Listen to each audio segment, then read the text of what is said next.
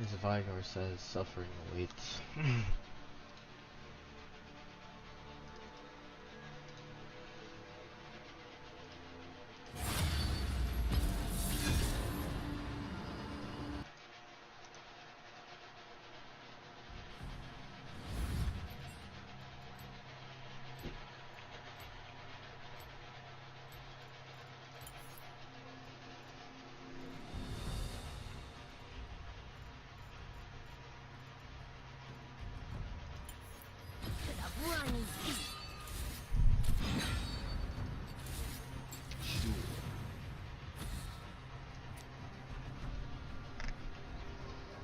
I don't really care what they think, to be honest. The rest of the team is what I'm worried about. The rest of their team.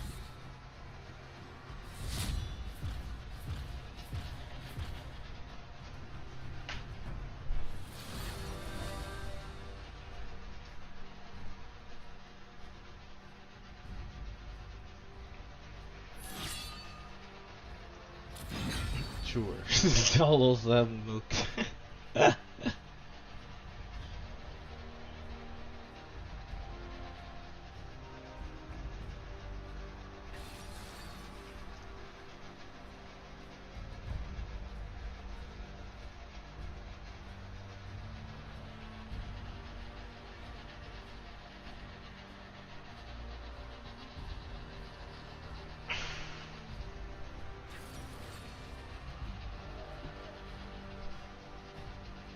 Yylus.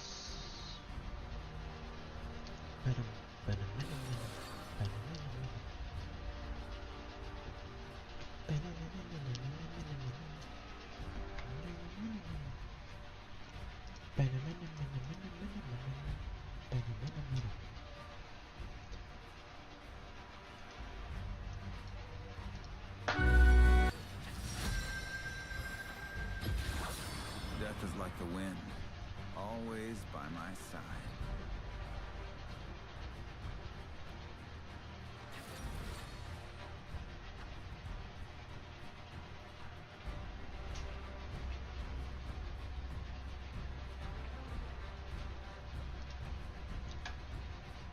Bro, that also reminds me. Yesterday I was also schizoing out over the Divinity trailer.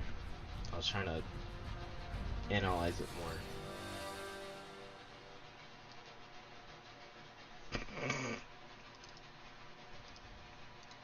To be honest, not much. Besides the skeleton that appears on the man right before he explodes into demon stuff. Which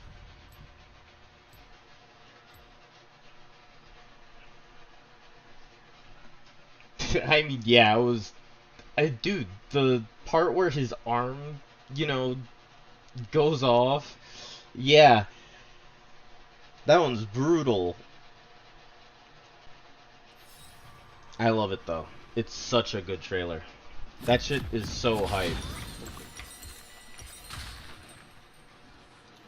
The road to ruin is shorter than you think. Is that the burning of things?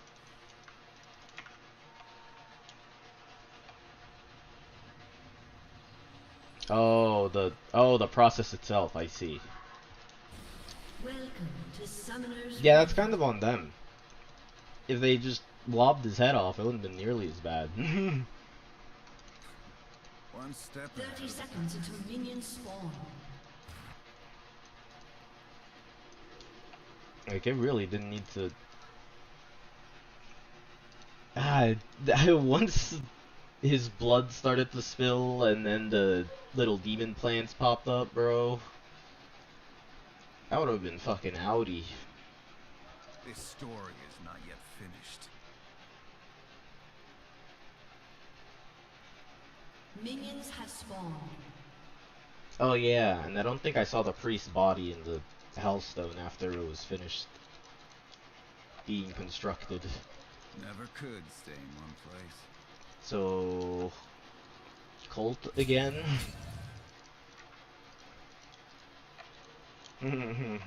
Oh, classic. Cause they, around the festival area, it was also full of Just looking for the Hellstone, but with flowers.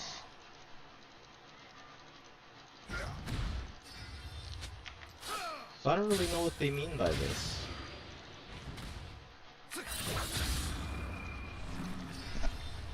Oh, you fool!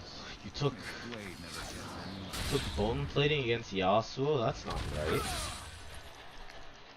You take second wind. Or else you're fucked. Bro, I am level 1. The top lane is full zones. I ain't doing shit.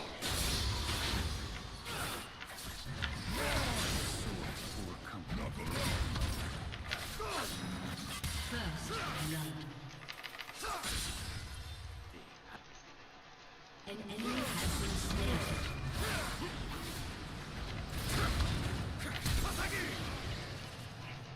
It is No. not yet time to die.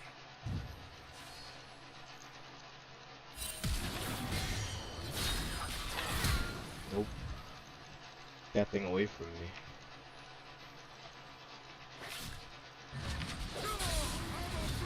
My honor left a long time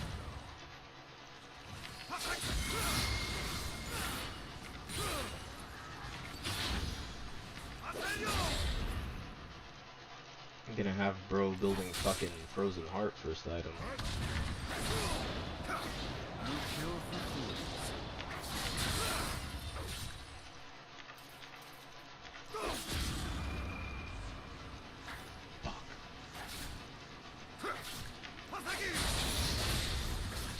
Can't be getting hit by those, bro. Justice. That's a pretty word.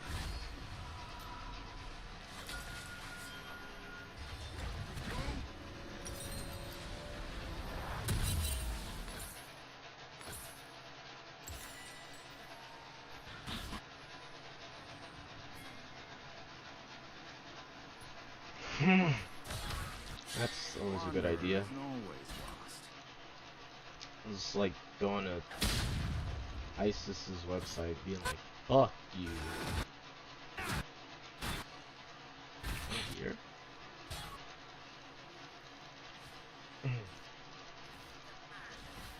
I know Time's easy. there's a Soraka, so I can't actually do anything. I probably should have noticed that. This play was over before it even began. Fuck! What is bro doing?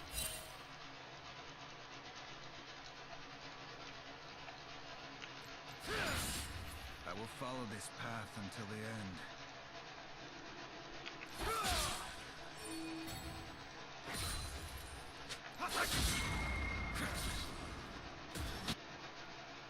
An ally has been slain. I will not.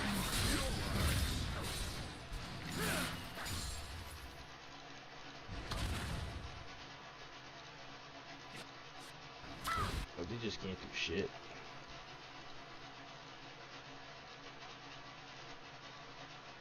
Sleep is for the guiltless.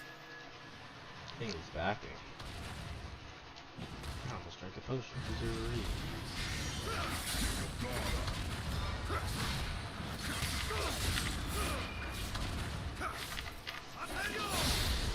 Honor is in the heart, not the name.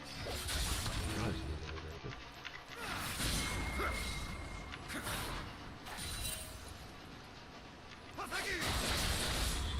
An enemy has been slain.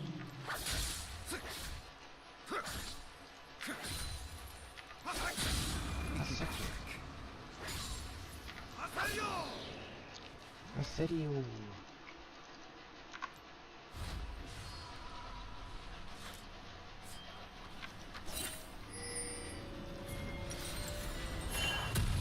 I thought No, Asuka motherfucker, what you mean you're on your way?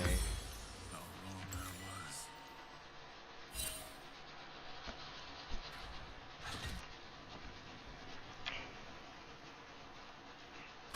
Torturing myself. Oh no. Ooh.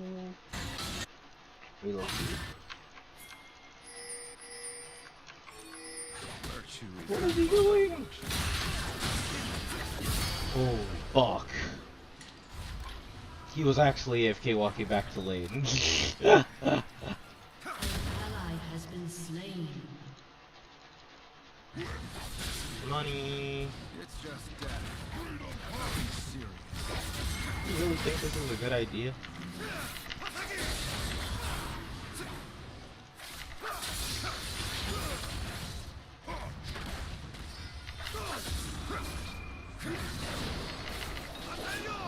It is if I miss. Go ahead. Dodge. Nice try.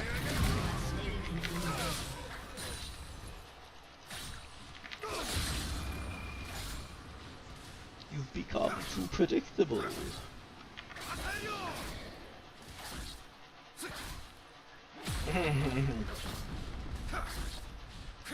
Yeah, I wasn't sure what I was going for there.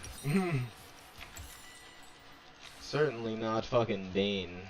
I was born in the dark.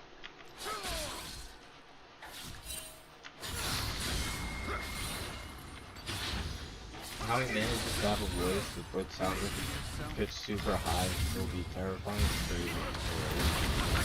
Probably the next partner like this.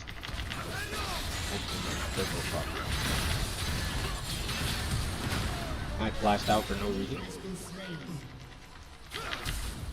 No.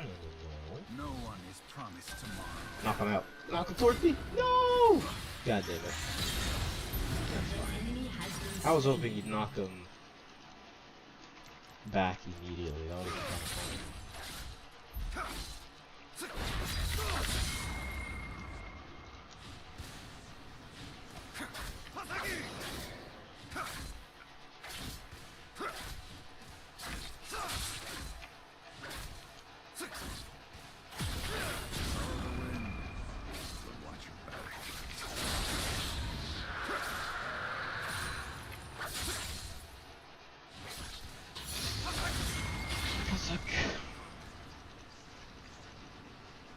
Building a fiendish codex and a ruby crystal after getting fucking slapped like that is crazy.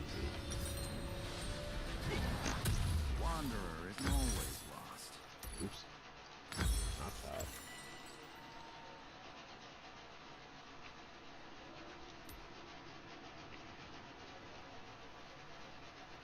Legend Alacrity.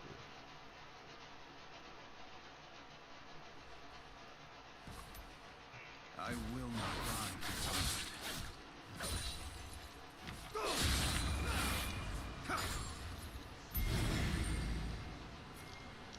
Actually, how long until the next ride?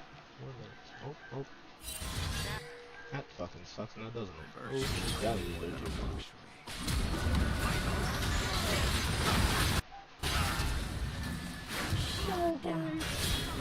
Oh, I don't know about that.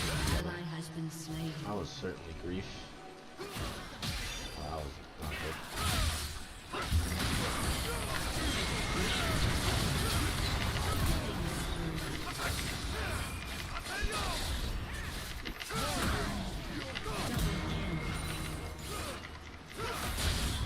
Doesn't matter.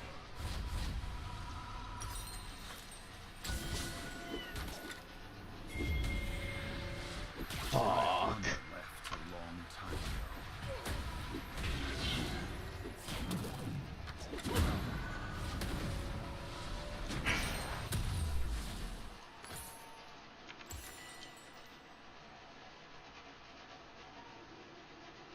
Sleep is for the Yeah, guiltless. not soon. Yeah, I was gonna say I was looking at the release dates and announcement trailers of Baldur's Gate. That was 4 years off.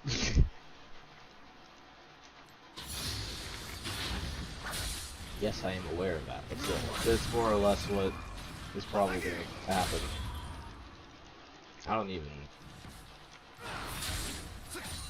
Well, yeah, because they were under Wizards of the Coast for that. I don't know. I found it pretty fun. I enjoyed it.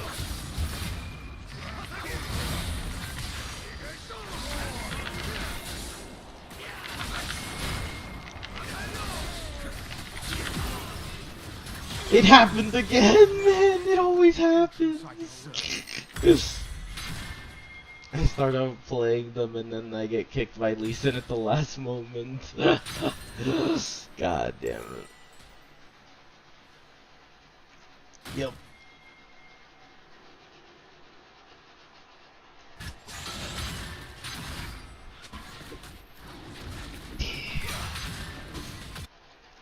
I thought Azakana were nothing but children's tales. How wrong I was. Honestly, I can kind of see how the build has An transitioned into enemy what it has is been now. slain. An Which is a ally little has sad. been slain. No more just crit. Double Which kill. one?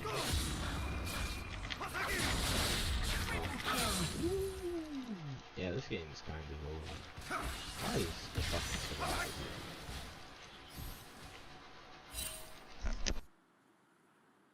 I will not forget who I am.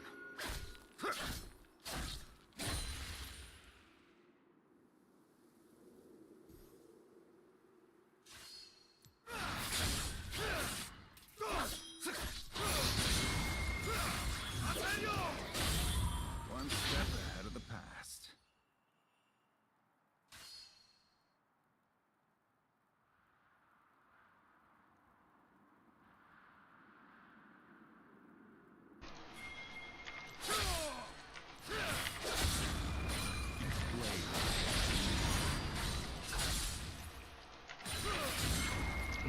Bro, they're after me. I mean, I understand why, but still. Get away from me. Never I could. don't know if I want to open up. I don't think I will. Especially because I need to recall. Turret plating will soon fall. Follow this path until the end.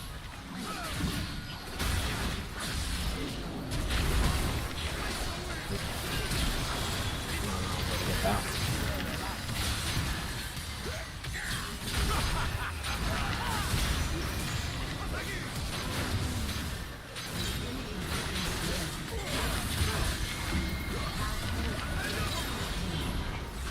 Sick.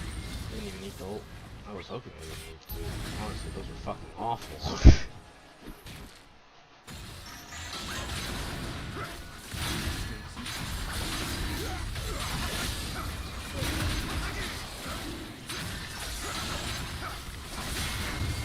Somebody kept the fucking thing on? Damn.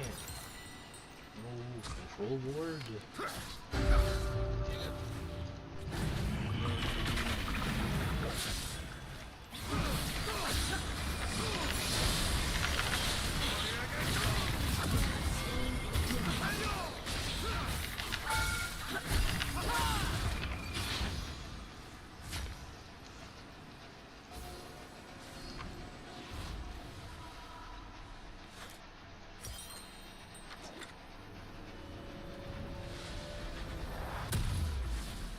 Just looking for a road home.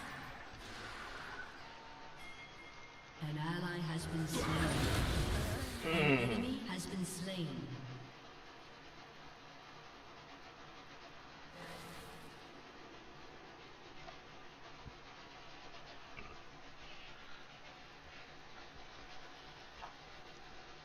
This game is such a 15er. Honor is in the heart, not the name.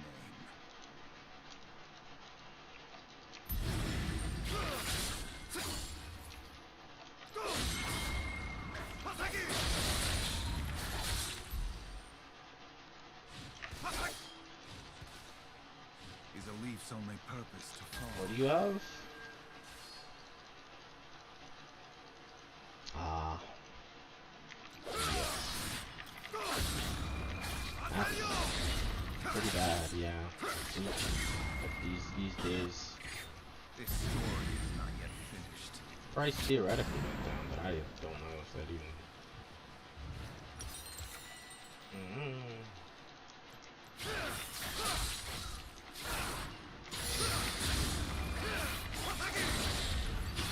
Justice. That's a dirty word.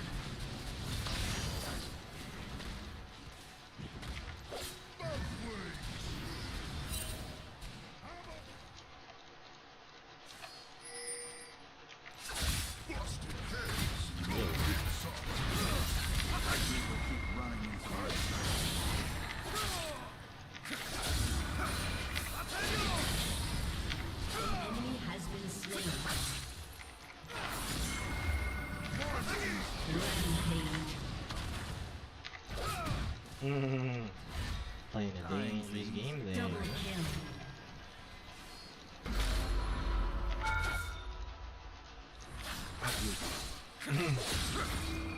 You're just sad because you can't run after games.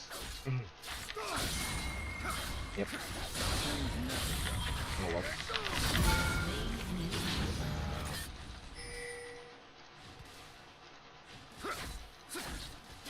Yeah, I could barely run it.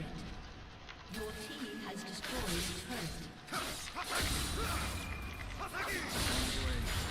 One purpose. Your team has destroyed a turret. Your team has destroyed a turret. I have no idea if that game is good or not anymore. I don't think it is. I don't know. The sword's poor It company. was pretty cool.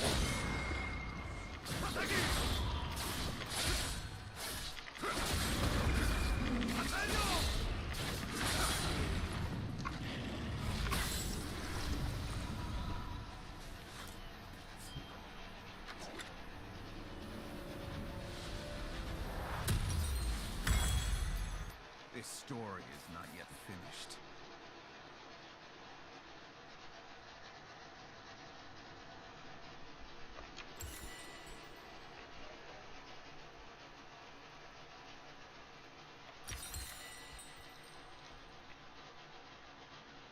The road to ruin is shorter than you think.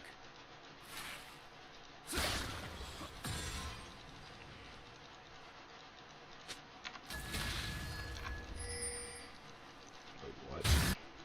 We're kicking his ass.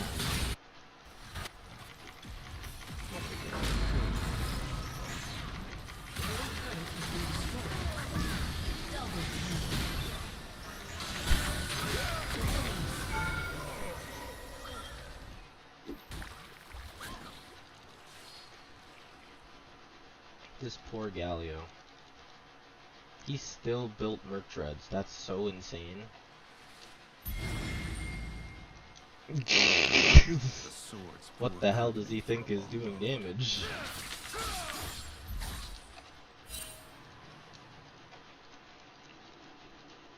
Yeah, it's playable. You just, I mean, it's just boring if you do play it correctly, because you're just gonna wait for your jungler or not interact, Dying's because the easy taunt is so good.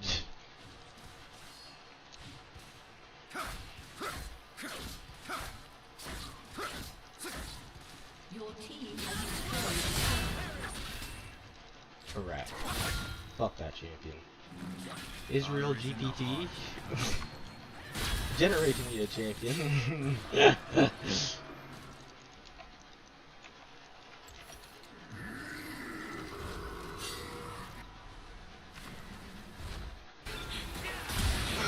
Oh.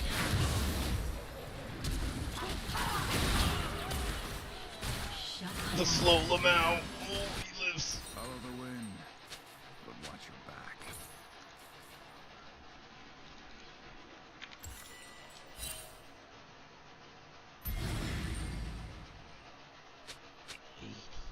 Oh, attack in his top lane this time. That's fucking stupid. Me when I'm the objective and I wanna fucking go to the other side of the map because I fucking feel like it. Why? Why would it do this? This shit makes no sense.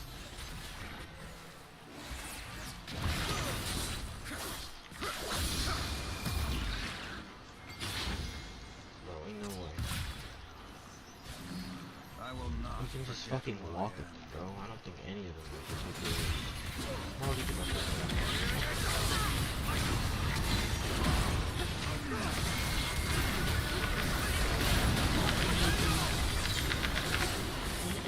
has been slain. Rampage. Double kill. It's the Yasuo! Oh, they surrendered! Yeah. What else can you really do? Nobody was miserable this game. Yeah.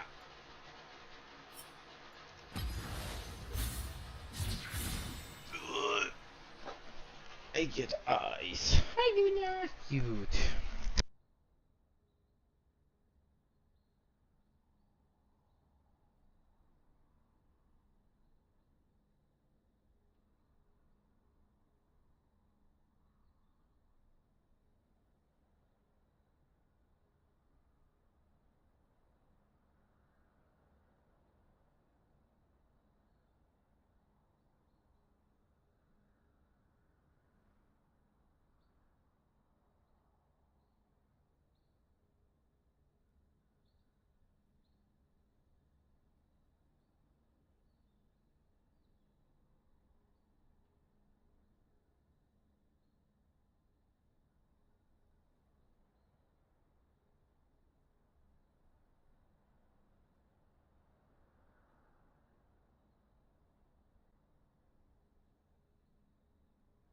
Who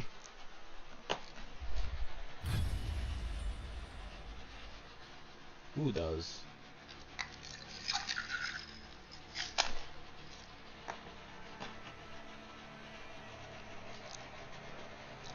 The voices?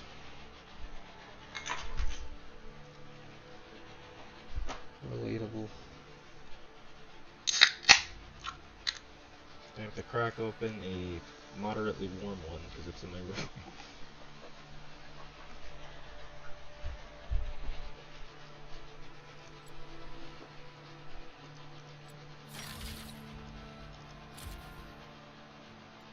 Yeah. Unfortunately, I only have warm Coke because it's in my room, or else it'll be gone instantly.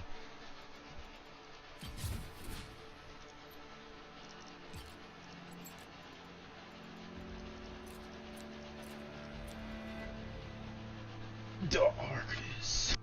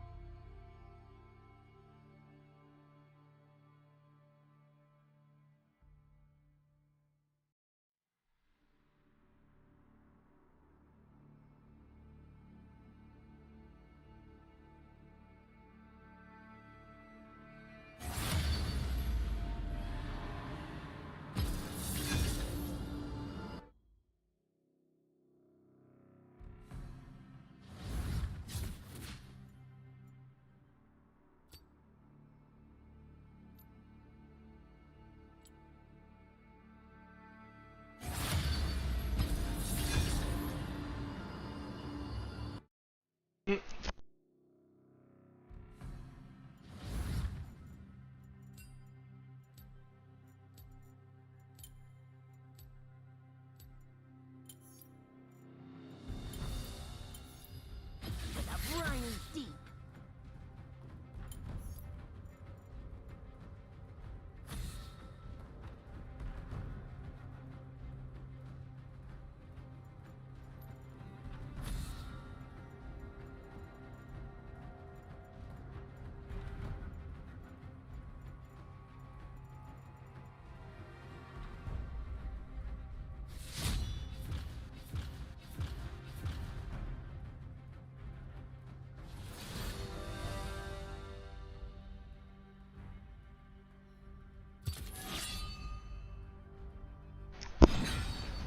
Thank you, Mr. Support.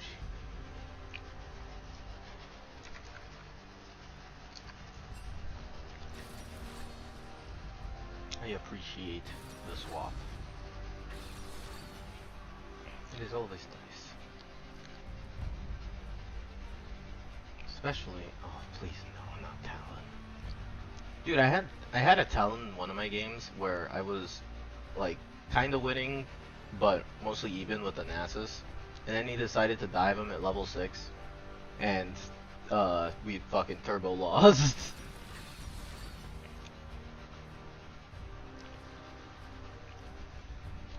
Yeah, that shit was crazy. He was like full health. I was like, bro, what are we doing here?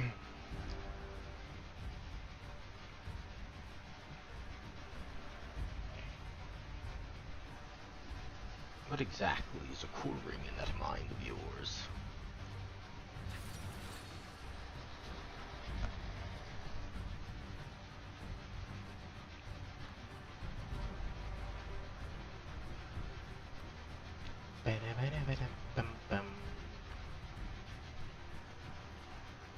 Gwen. Queen.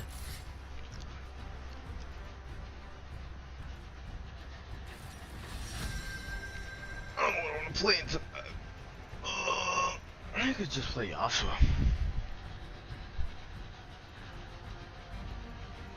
It's actually pretty fun. I enjoyed it. I can actually play it now. Oh shit. Death is like the wind, Loki. always by my side.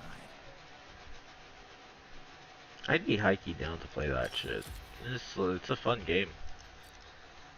It is also 100 gigabytes, yes. Which is absolute. I mean, we're okay. Are we really gonna we're already playing League. Like, it's already over. I forgot about that.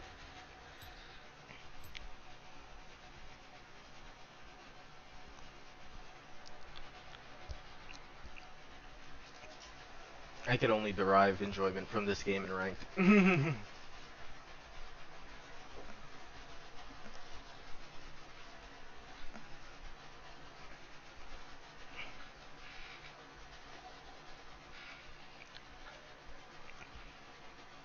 You wanna go band for band? I'll get you sent to the psych ward. Guards? Guards, send them to the medieval psych ward. Yup, you're cooked. It's over.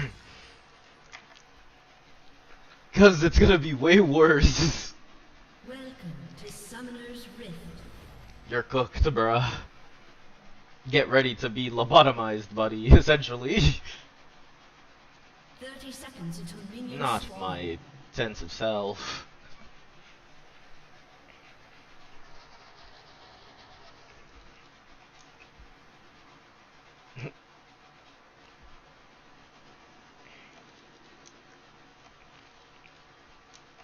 Abu.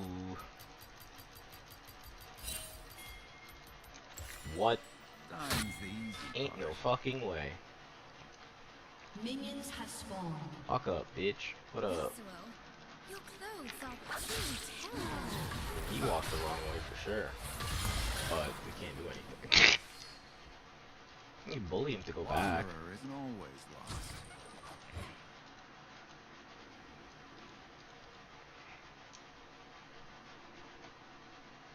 I don't think that's enough to force a Warwick to go back unless he was like, nah, he definitely, yeah, no, he does it back. That's Warwick. Virtue is no more than a luxury. It's a Warwick that knows what to do. Nice cue, dumbass.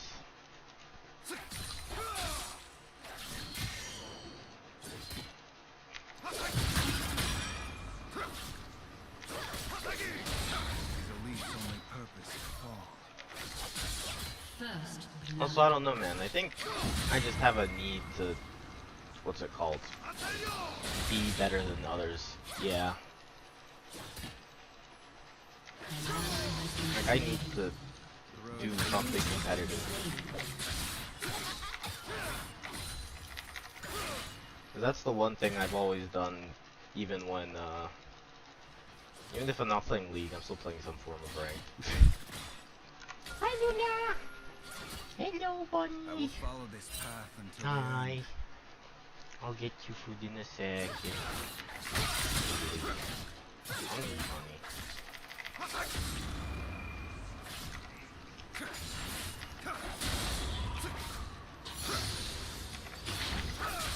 Some mistakes you can't make. Hello, Luna. I'm gonna eat you. Yum yum yum yum yum. You are fast. Zoom. It's gonna be fucking tough to introduce you to the dog. If they're released. I alone decide.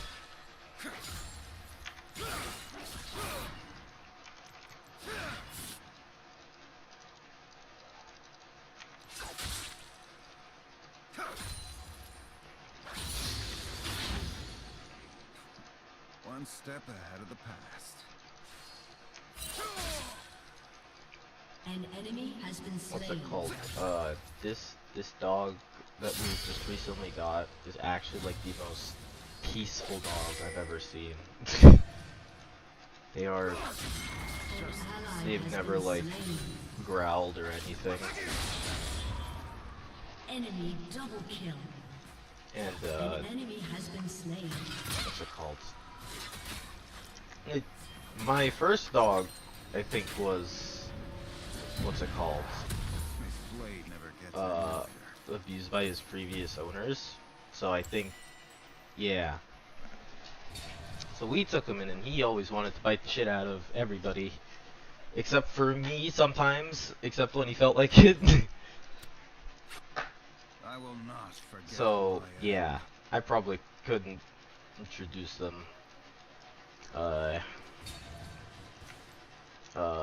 The other one fought with the older dog.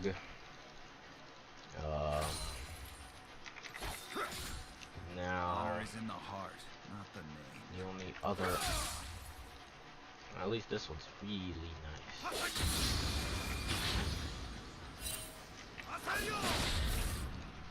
Well, get the work factory, man. Some things never dull. Something new.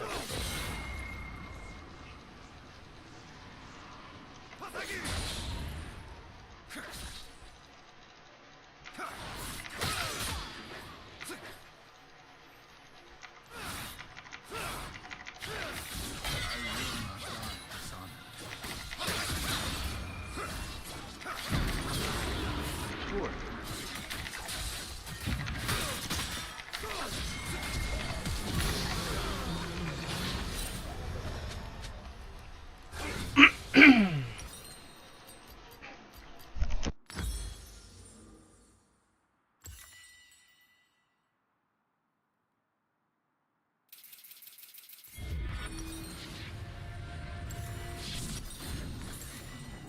Never could stay in one place.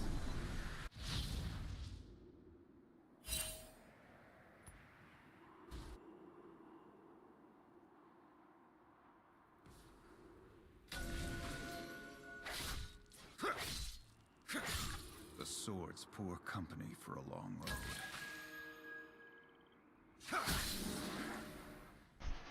Woo.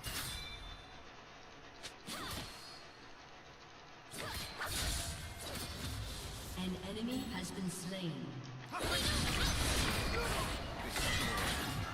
enemy has been slain. Nope. An enemy has been slain. Fuck. The wind feels nice again.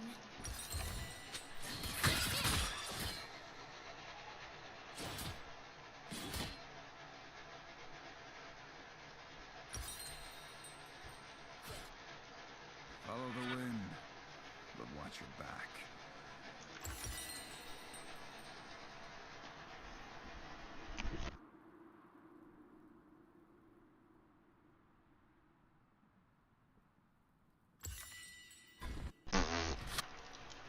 Sleep That is fucking for the sucks. guiltless.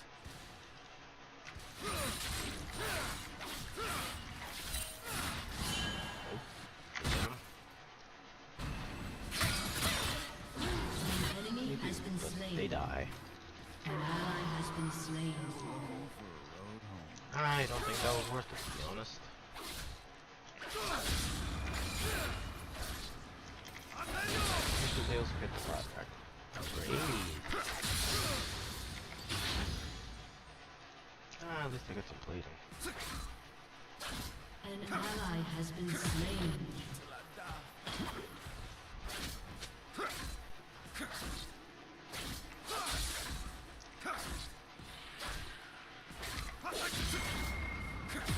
My honor left a long time ago.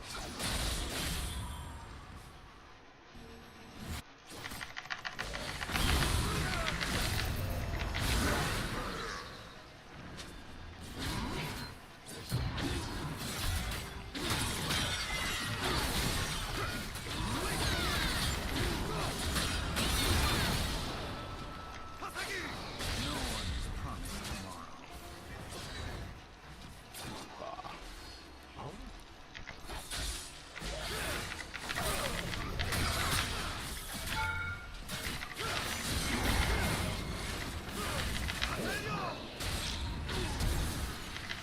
Dying's the easy part.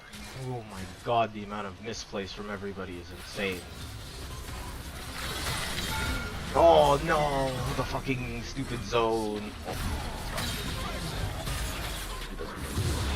Double kill. An ally What a fiesta. Oh, I don't know about that one, chef. double kill. Wanderer isn't always lost. What the fuck?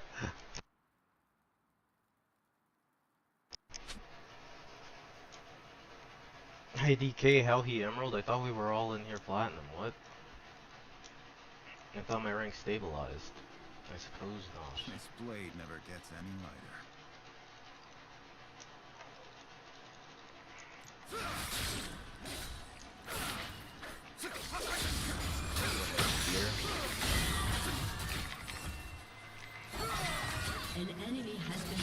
Damn, he fucked them up. That's a pretty word. Let me hear how he.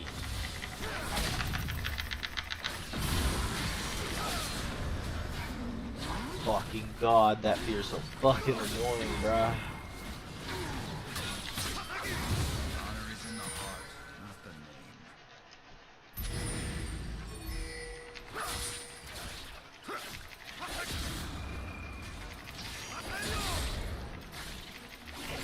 Take this, you animal. Azakana were nothing but children's tales. How wrong I was.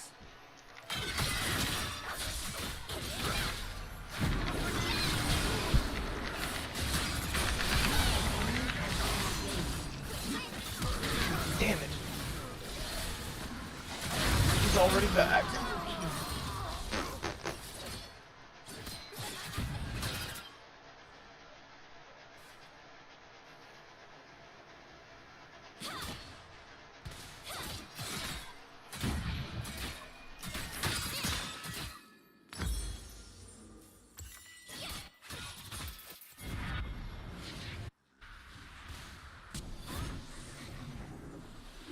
No cure for fools.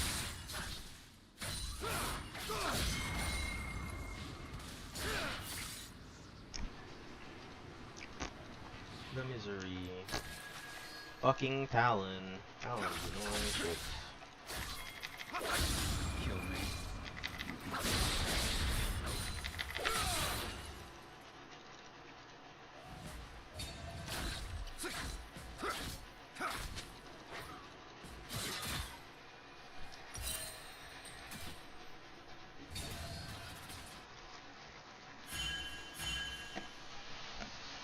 The sword's poor company for a long road.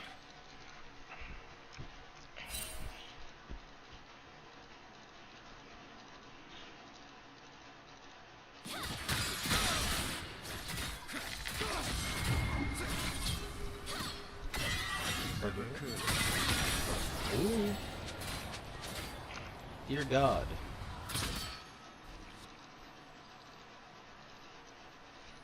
You shield?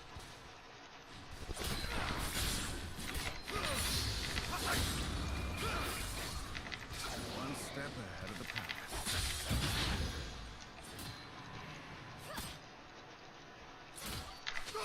Fuck. No, I'm not getting close with that shit.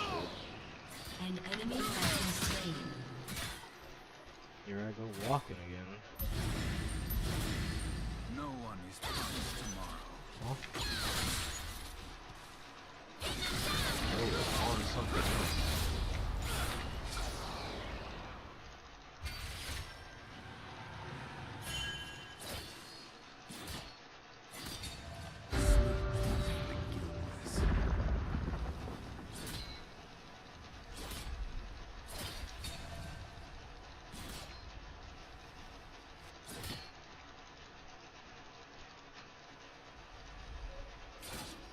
The Varvik.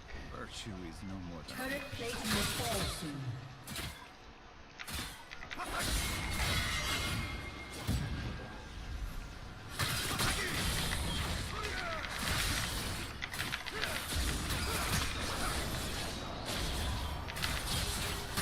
No way!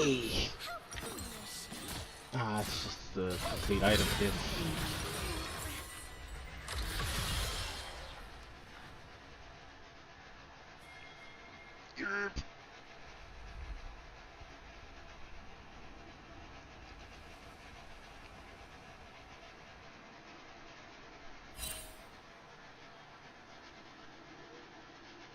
Shut down. is a leaf's only purpose to fall.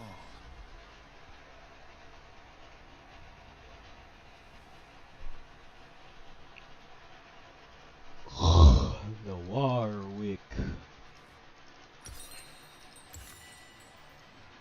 The varmint.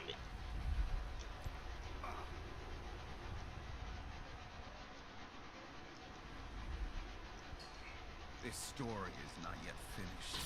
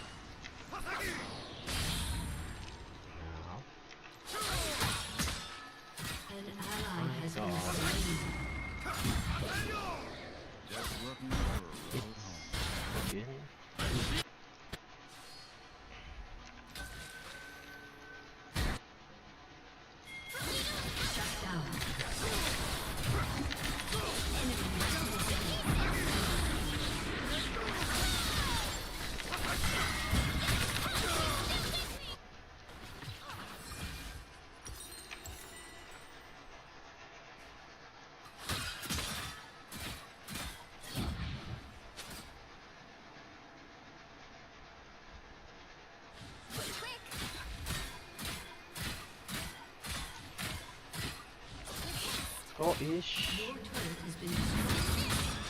Your turret has been destroyed. Your turret has been destroyed. My honor left a long time ago. An enemy has been slain. Dwarfs.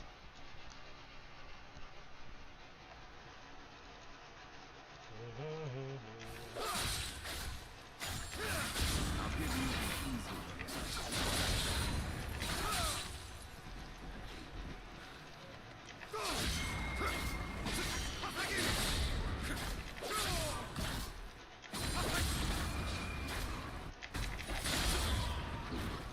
It's just dash.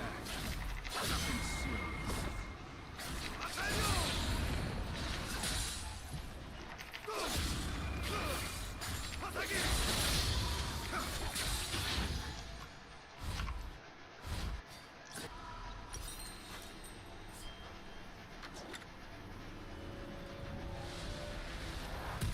Follow the wind, but watch your back.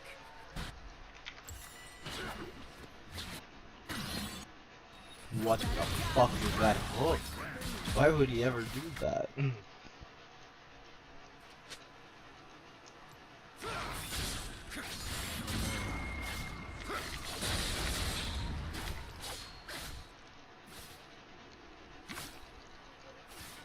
we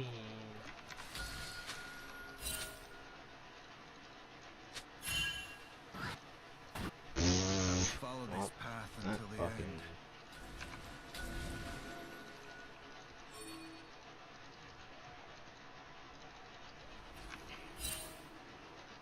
An enemy has been slain.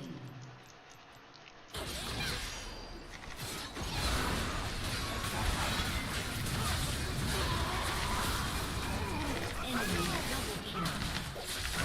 Enemy rampage. Enemy double kill.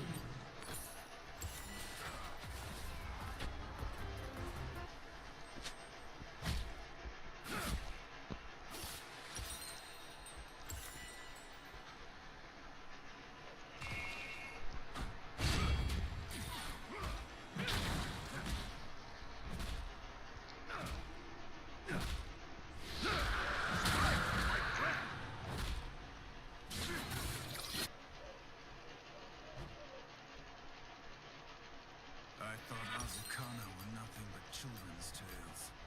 How wrong I was.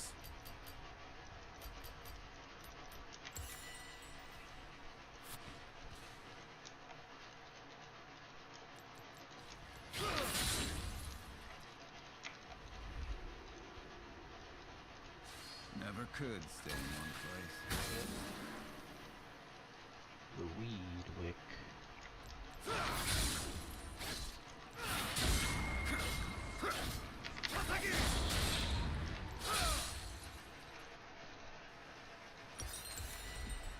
Dying's the easy part.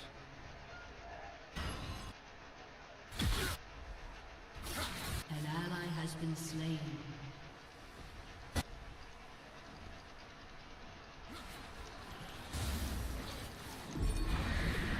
Follow the wind. Enemy has been slain.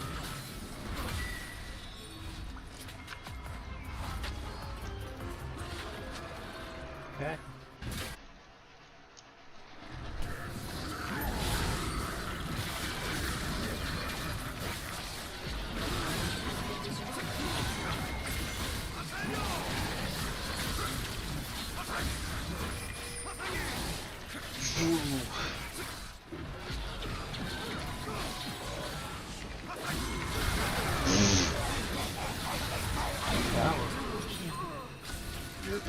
And he's got 7 guilds, so yep. He's gonna fucking explode my health bar. Jesus Christ. I'm covered with old damage.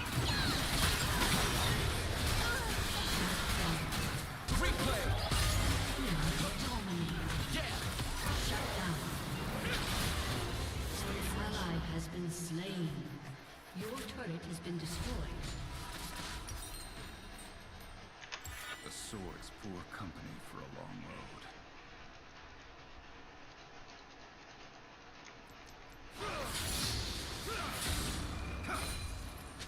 Your turret has been destroyed.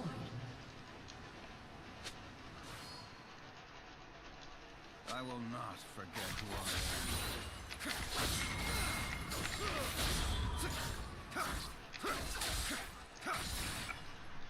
Hi, what you doing? Why you jump straight in there? No, you already eat.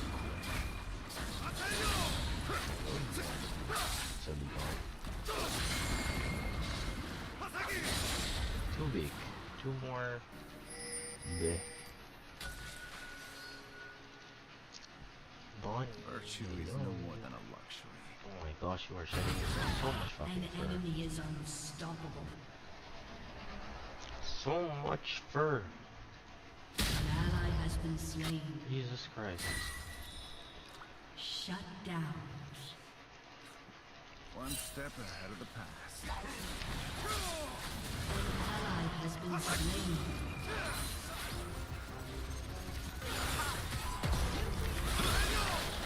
Enemy has been slain.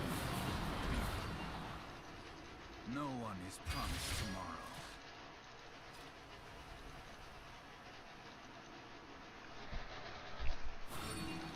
Yes, Bonnie.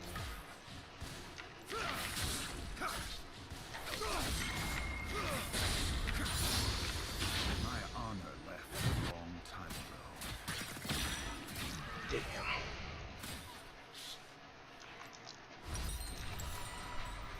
Ay. Look at you.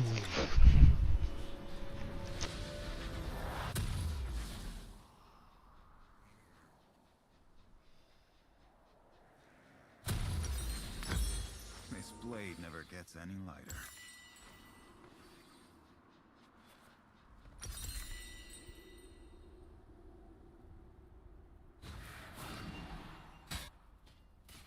Winter time.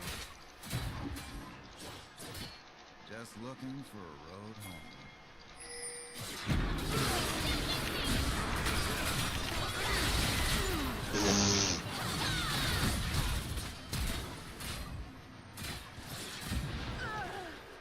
Enemy double kill. An ally has been slain.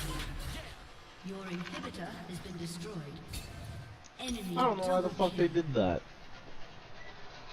Yeah, No time to rest. my bad. I'm low key crashing out. Only low key. Your turret has been destroyed. Time for meeting angry Your video turret games. has been destroyed. Aced.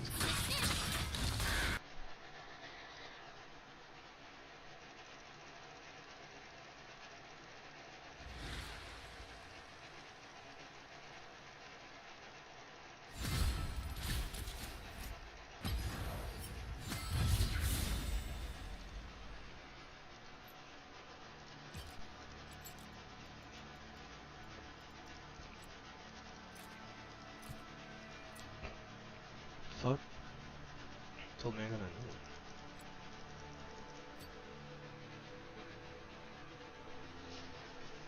Maw Malmortius.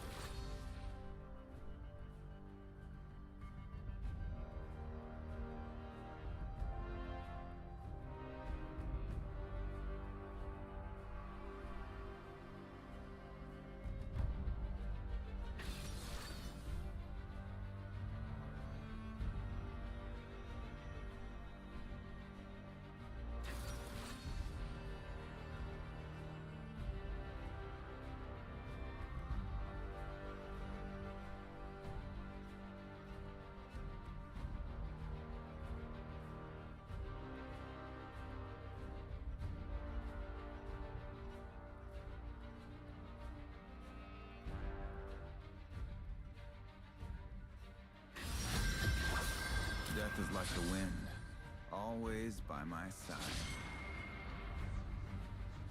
Syndra. Haven't played Syndra or against with in a while.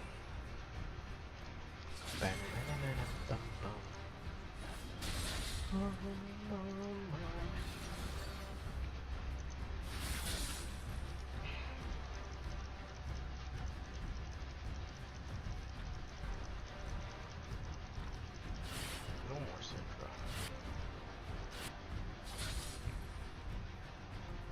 You remember when Blanc was OP? Those are horrifying times. I mean, just like, you know, when Assassins were strong. Shit was crazy. Juggernaut meta. Mordekaiser the fucking dragon, dude. Never believe it.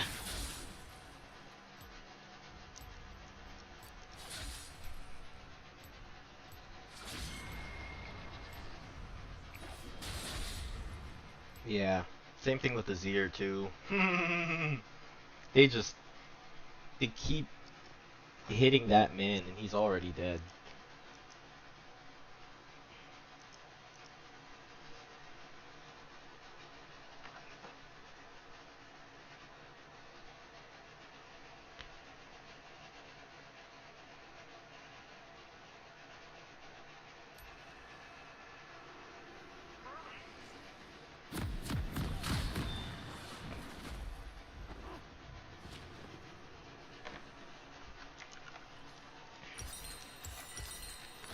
Probably merits a fucking orange shield.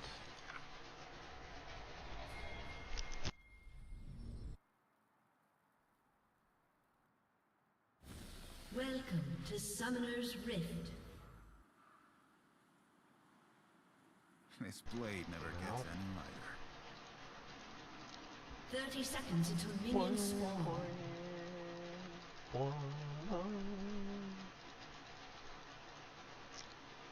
He saw us 100%, right? Oh. Why wouldn't you walk into the bush first? I thought Azakana were nothing but children's tales. Well, I'll follow. How wrong I was. Nope. Not anymore. Minions have spawned. What the fuck? Where the hell are they? Real. Virtue is no more than a luxury.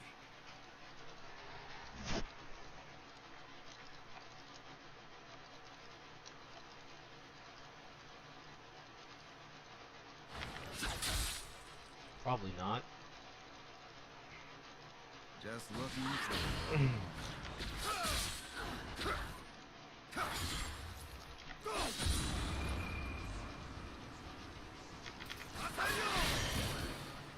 Yep.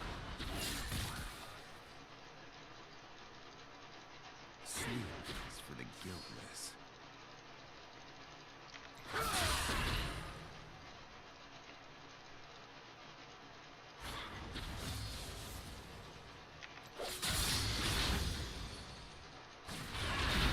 Oh, sick. Don't start an I'll finish. I should have dashed. What the fuck? Oh. Thank you.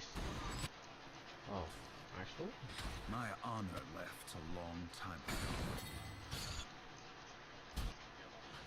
Yep. I mean, this is stupid as fuck. Oh, I don't know about that one, Chef. Yeah.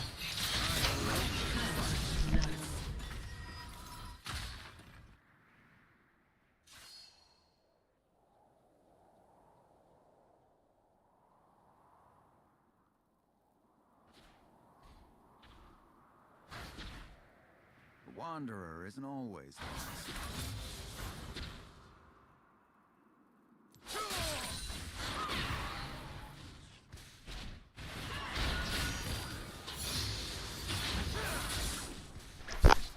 not hear whatever you said. Somebody. I will not. Oh yeah, a little bit. It doesn't really matter too much because they also missed it. But it sucks a little bit. One blade, Yeah. one purpose.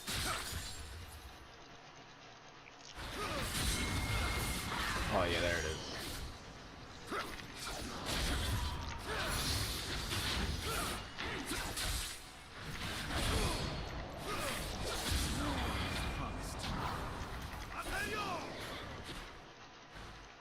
What?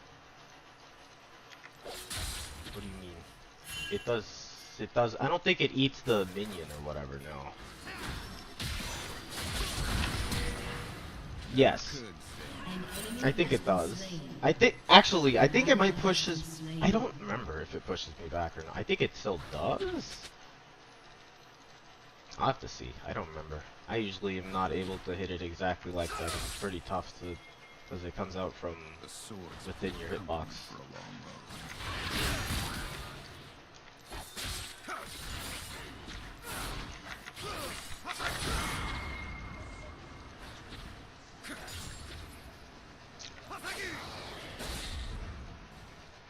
I will not die dishonored.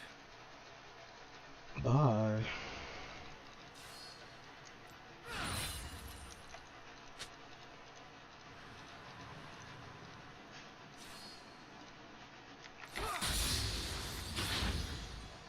Some things never Recall? dull.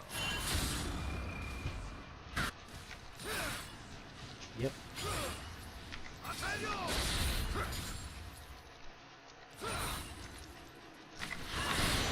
Does eat it. An ally has been slain. What the fuck is going on over there, man?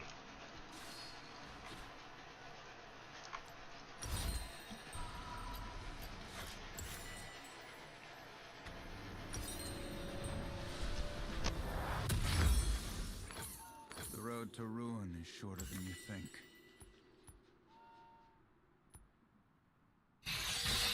Well, I don't know about that one. I don't think so.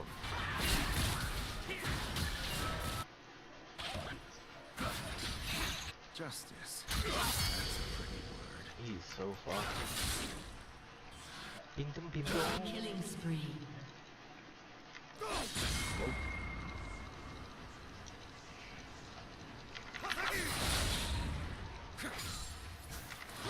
I'm the easy part.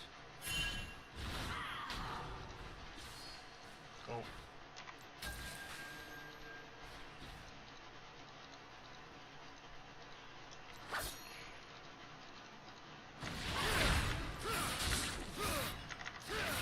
An enemy has been Gotta slain. love eggnog.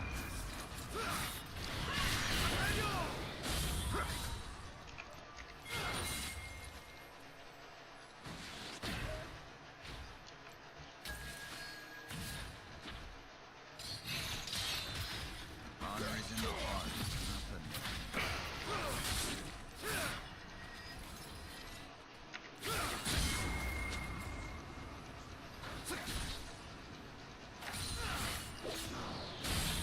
Got angry. Follow the wind. They're holding? Why is there a Leona in my lane?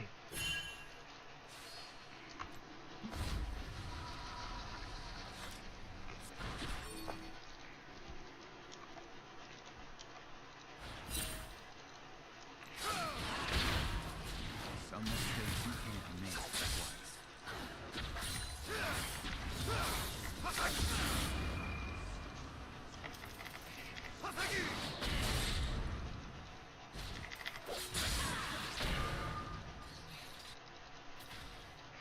For sure. Story is not yet finished. Especially against Smolder Thresh.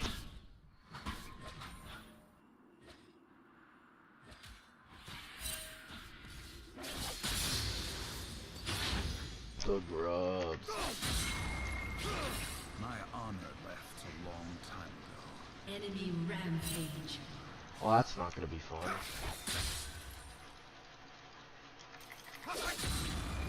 Yep. XDD. Where is the Syndra? Honor is in the heart, not the name. There they are.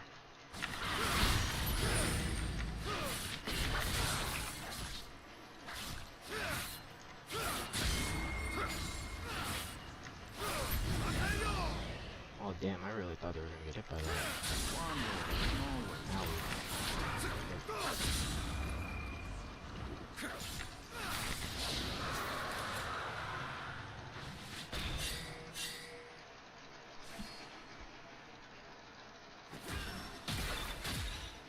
I will not forget who I am.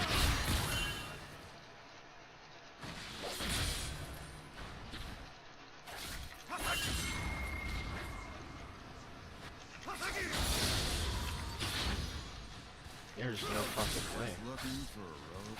We're gonna get owned by the flood. This is just a flood triple kill in waiting.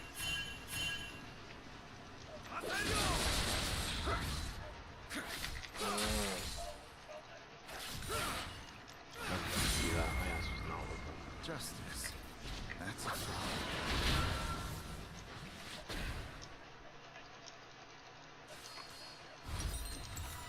Didn't even see that. Well, now.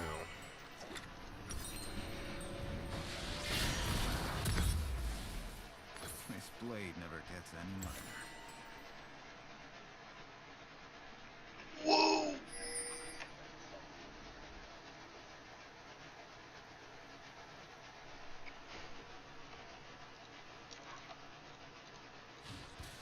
The road to ruin is shorter than you think.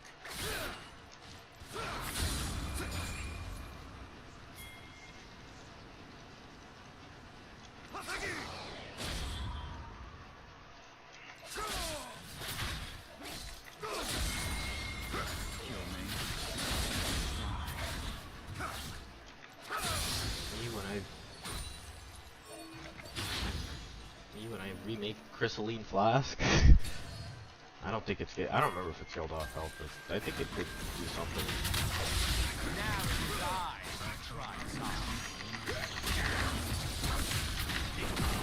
Okay.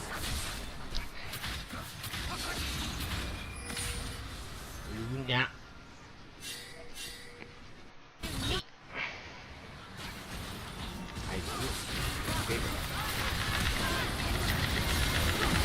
I can't move! That never changes. Luna! What are you doing? Nom nom nom nom nom nom. You floofy little shit. Nom nom nom. Triple kill. Yeah, but Shed was ulted on An me. ally has been slain. Fortunate. I don't think that was a fight that needed to happen. This story is not yet finished. I don't know. Fucking piece of shit.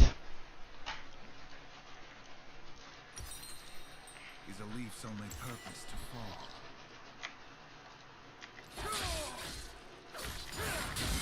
At least they didn't get the fucking thing.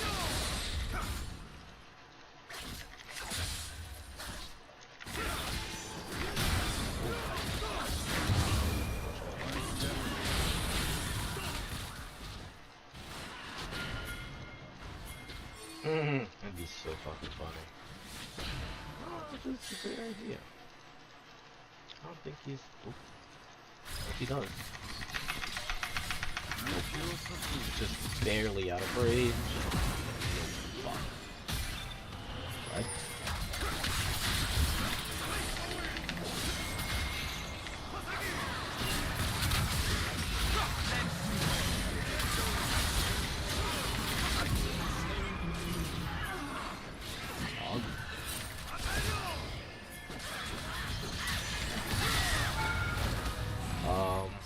I can't do that. Yes. I get armor back.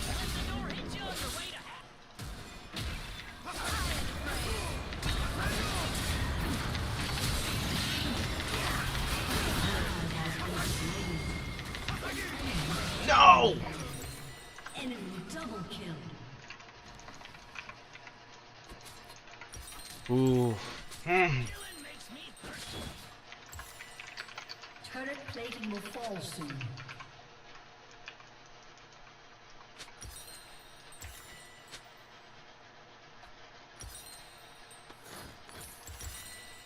I'm saying it how it is, bro. That dive was dumb as fuck. For a long road.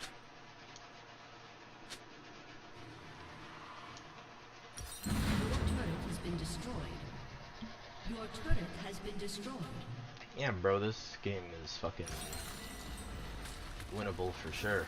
No one is promised It is. tomorrow.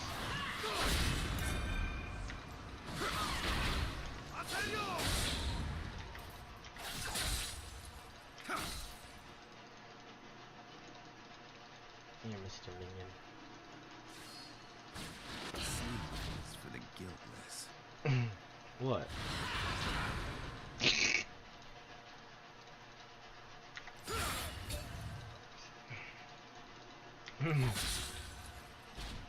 For fuck's sake.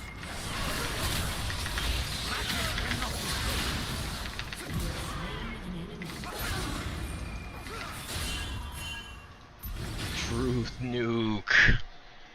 An ally has been slain. Follow the wind.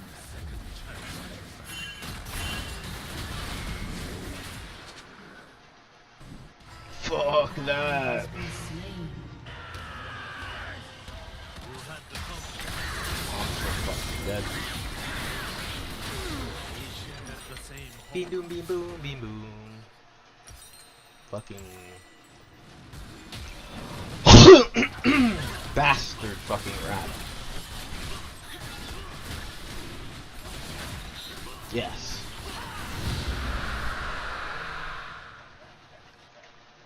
It really is what he fucking is, bro. That thing is not, bro, that thing's as best as a fucking chicken.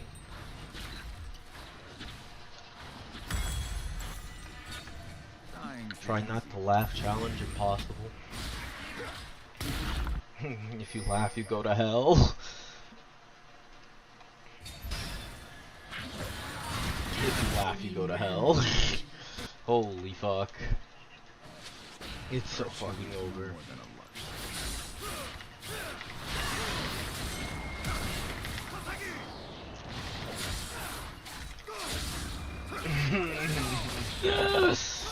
My only fucking solace in this dark time.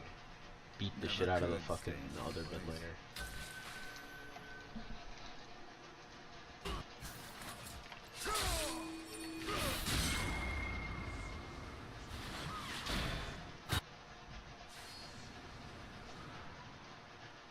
I will follow this path to the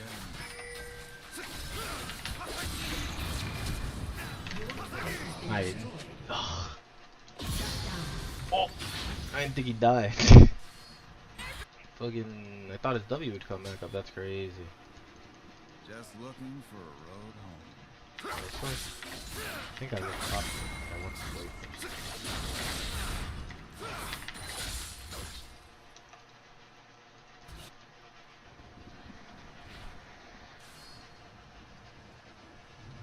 This blade never gets any lighter.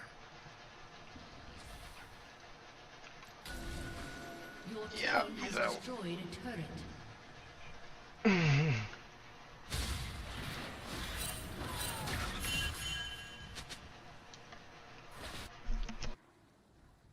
No more running. Ah, I almost read this information from time to time.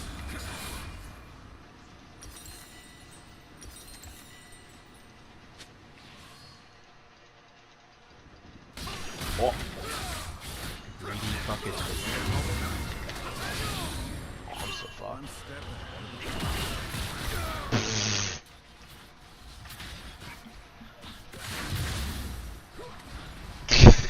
He didn't fucking hit anything. Wee -woo. Yeah, that's a bit of a travesty. Beam boom beam boom beam boom. Yes. That is very, very true. I agree. We kill him, we win. Your Probably. turret has been destroyed. Yep. Gotta kill that stupid fuck rat. Sleep for the guiltless.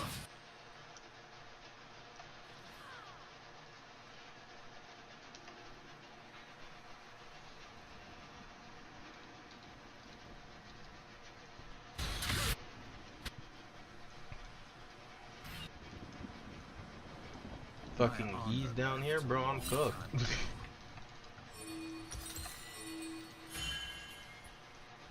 I'll see stalls.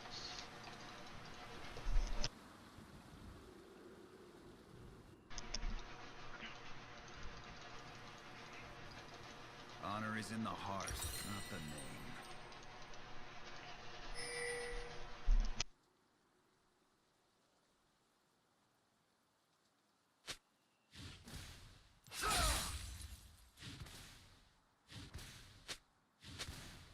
I thought Azukana were nothing but children's tales.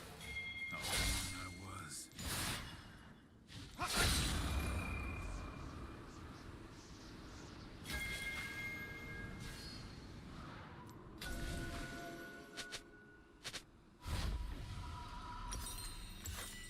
don't really have anything to buy if This I back. story is not yet finished.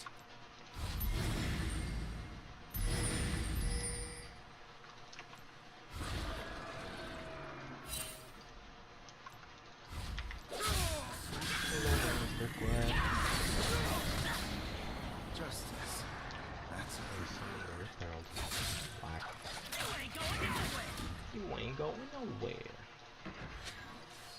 Tower's fucked. Yeah. Your turret has been destroyed. no one is promised tomorrow. Oh shit, he's TP.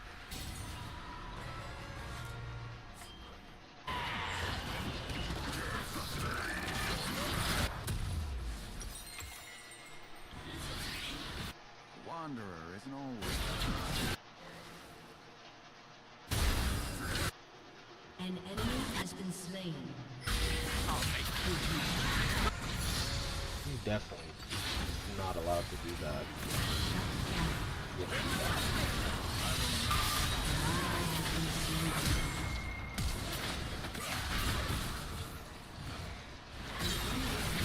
No, I should have went both. Whatever. I thought about it, but it's worth it. I think that's better option.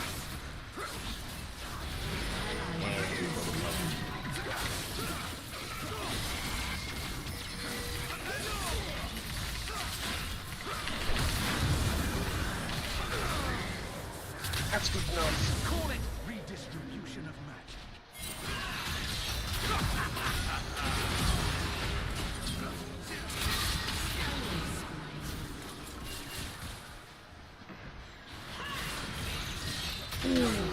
Sheesh.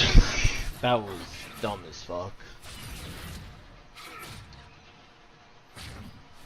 They did get the dragon though. Silas, probably. I think. Actually, who did get it? It was Silas. Is a leaf's only purpose. Sheesh. Yerp.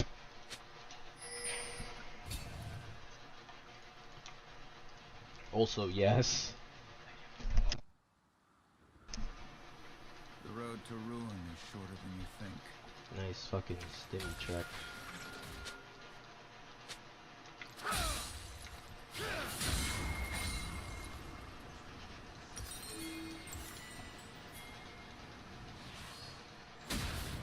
Follow the wind, but watch your back.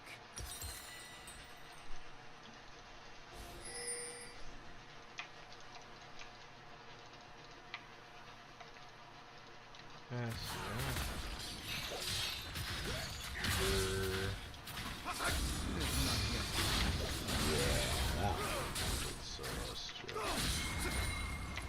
Poor fucking Ocean Soul is fucking horrifying. So fucking tough to play against. Yeah. Virtue is no more than a luxury. If he had a DD, he'd be fucking unkillable.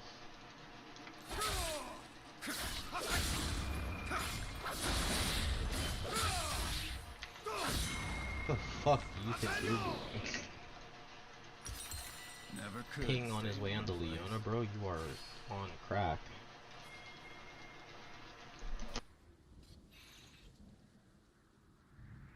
The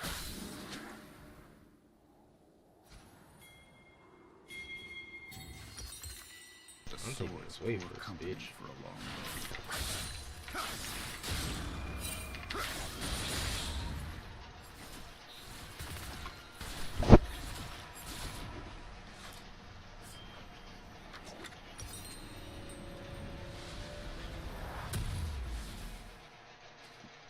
Dying's the easy part. Immortal bow shield. I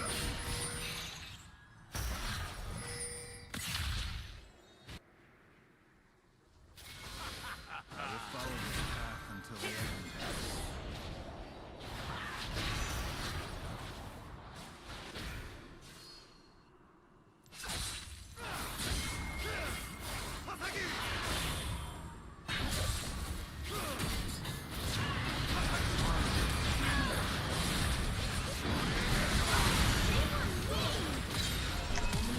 Ah, damn it. I can't believe she flashed for that. Mulder is fucking committing war crimes. Mulder's doing fucking unholy shit. I hate you for saying that. Oh. I hate that.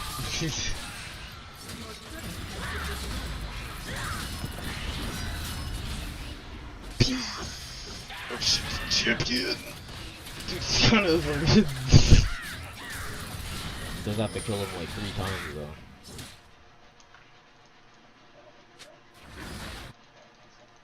Virtue is no more than a luxury. Yeah, not great. Give me fog.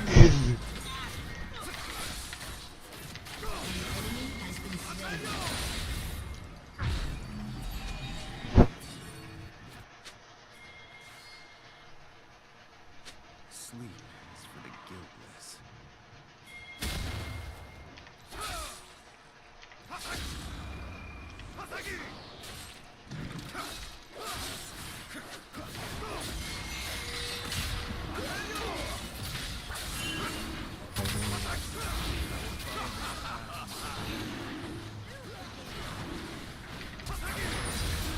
Oh, nah.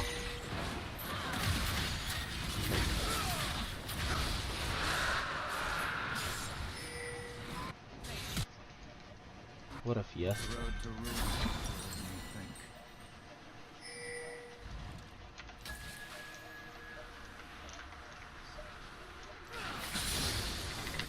Every time.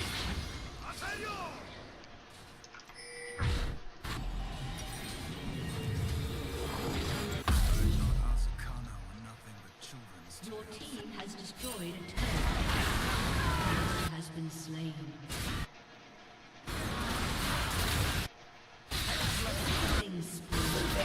God, he's doing so much damage. Dominating. Jesus Christ. The leaf's only purpose to fall.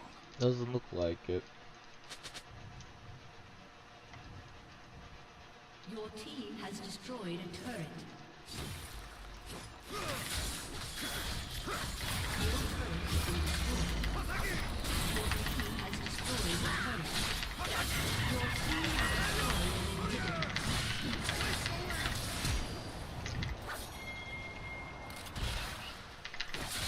Oh my god, the Titanic.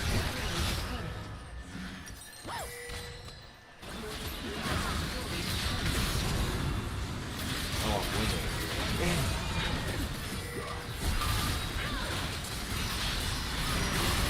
Or not.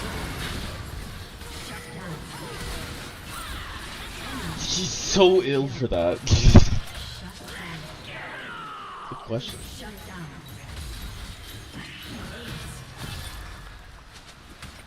Your turret has been destroyed. Your turret has been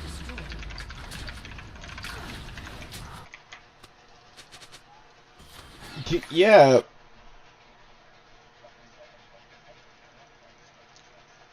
They trolled it right at the Nexus. Yep.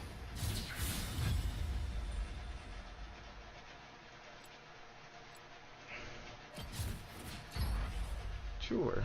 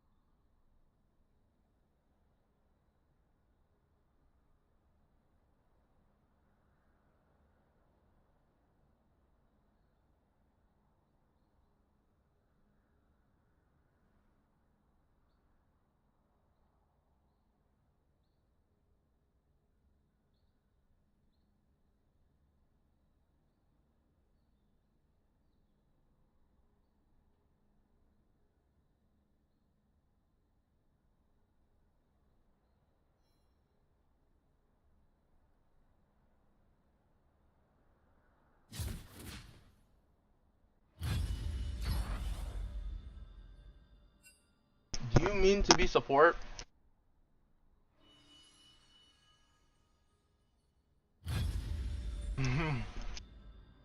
What happened earlier?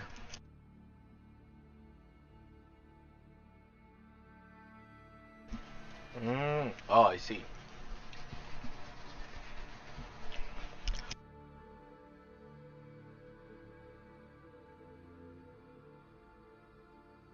That is cringe. I thought it wasn't.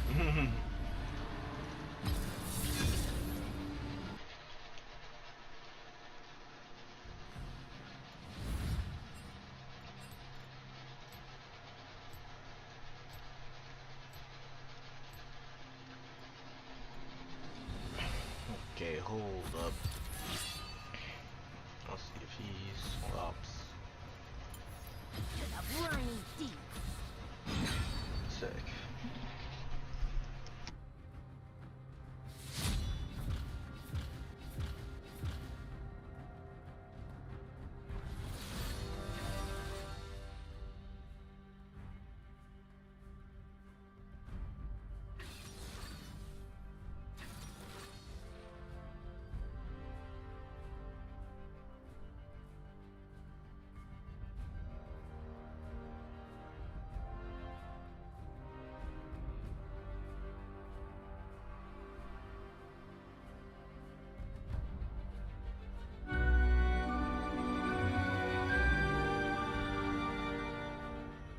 What's going on, everybody? Mortem here, this time bringing you some lore, or like a lore primer, overview, that kind of thing, for the Divinity series, the franchise as a whole. By my side. It made me realize that CRPGs weren't shit.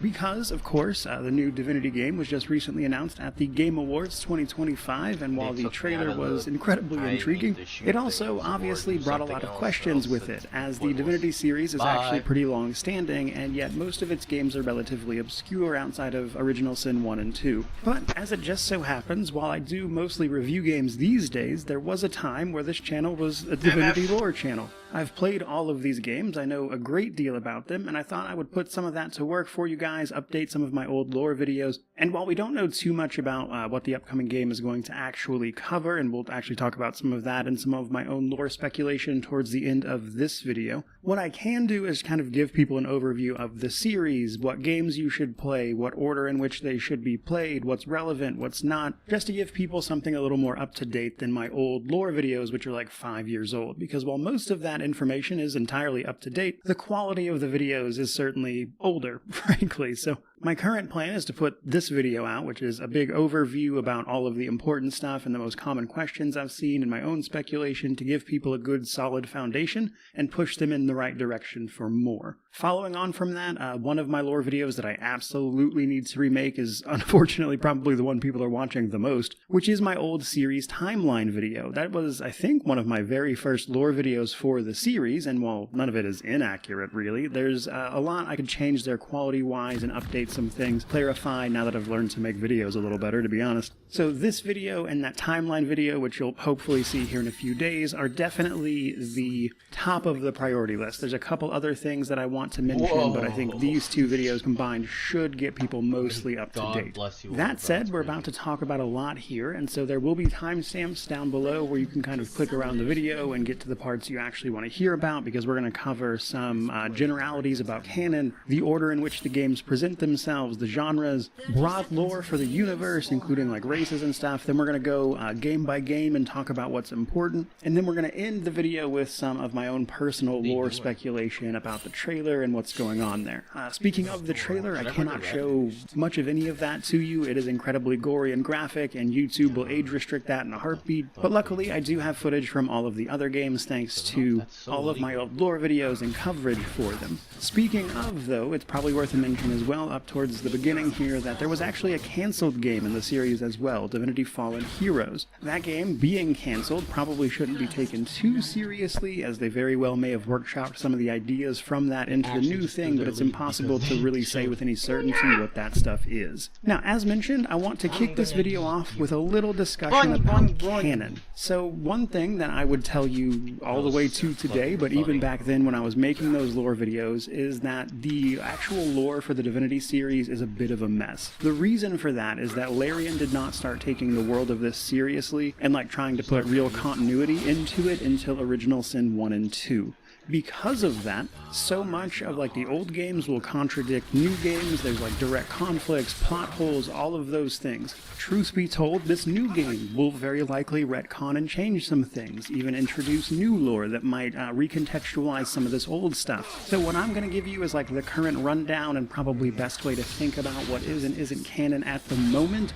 But keep in mind, there is and always has been some flexibility with this stuff. Larian has never shied away from changing something to make it work for the story they want to tell. The easiest example of that is directly from the trailer. The big statue that was revealed as part of it was referred to as the Hellstone. That's like the official name for it. The thing is, there's not actually a place called Hell in Rivellon. There are analogs to it, yes, like Tartarus and Nemesis, Tartarus being like the most, this is probably what people in this universe would consider Hell type of place. But I mean, realistically, they probably just changed it to Hell because that's simpler for the people watching the trailer and trying to engage with the subject matter. And, you know, maybe the people of Rivellon have just shorthanded it to Hell somehow.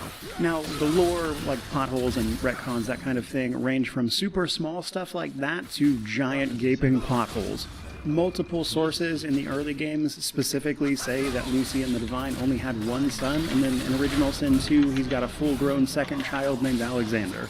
One of the origin characters from Original Sin 2, the Red Prince, spouse of the sun, his origin story, while really cool and is about red dragons, just to give you the obvious lead there. However, almost everything that is mentioned about the sort of back and forth between the lizards and the dragons as part of his story contradicts like everything we know about them previously. And yeah, there's plenty of ways they could write around that, but my point is, there is a lot of wiggle room in terms of canon here. But as mentioned, Original Sin 1 is where they really started to actually care about this stuff and try to make it more cohesive. And so, Original Sin 1 and Original Sin 2 are the latest games in the series. With them also being the games that take the lore the most seriously, it's probably safe to assume that that stuff is canon, especially since the press release for this new game specifically mentions that people who have played those games will have a better understanding of the upcoming game, even though they aren't necessarily required playing or anything like that. Which, to my mind, confirms this is probably the right way to think about it, with Original Sin 1 and Original Sin 2 being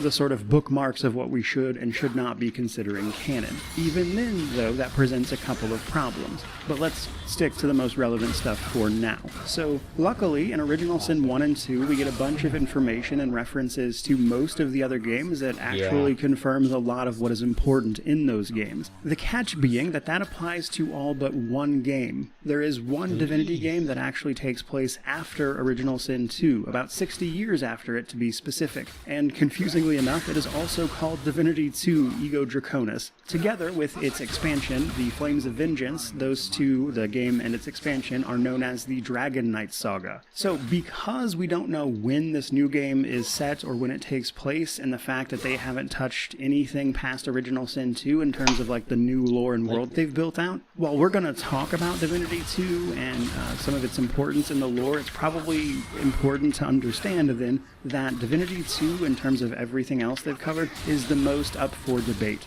They could realistically trim off everything about that game and take it in an entirely new direction if they chose to do that. And if they were going to change up and move the lore around, that's probably what they would do because it would be the simplest thing to do. But ultimately, that is something that only Larian knows, at least for the time being, and I think it's important that people understand that as a baseline. Next up, before we start talking more important stuff about the games themselves, there's probably going to be some spoilers in this video, at least during the sections that cover those individual games. I will be fully spoiling most of those games, in fact, so you may want to avoid the game sections if that's something you're concerned about. So with that spoiler warning out of the way, the next thing I want to do is talk about the recommended games you should play and then the chronological order. Now, in terms of recommended games, if you weren't listening to what I just said, I suppose, and jumped to this part of the video, the games that are mentioned and the most relevant in relation to this upcoming new game are Original Sin 1 and Original Sin 2, which shouldn't be any surprise.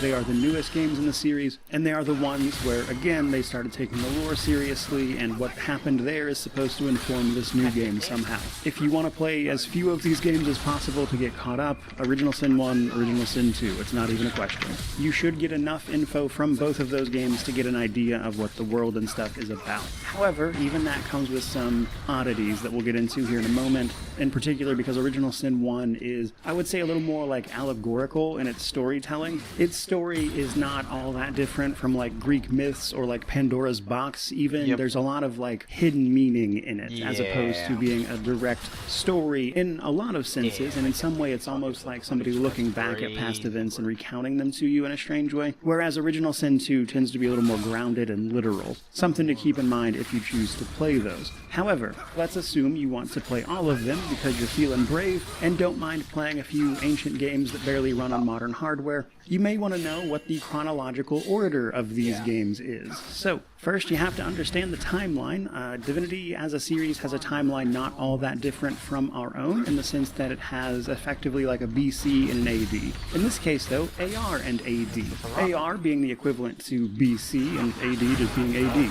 Now very luckily, I would say, one of the games we can pretty much disregard entirely in terms of the lore, and that is actually Divinity Dragon Commander, which was an odd like experimental RTS game meets like dating sim. It's very tongue-in-cheek, it's got a lot of jokes. But why do I say that it is irrelevant to the rest of the series? Well, that's because it is way outside of the timeline of everything else. Dragon Commander takes place about 8,800 years before the next game in the timeline. So this game takes place in 8800 AR or BC. They did that because of the experimental nature of it, allowing them to effectively kind of do whatever they wanted and then throw it away when they were done.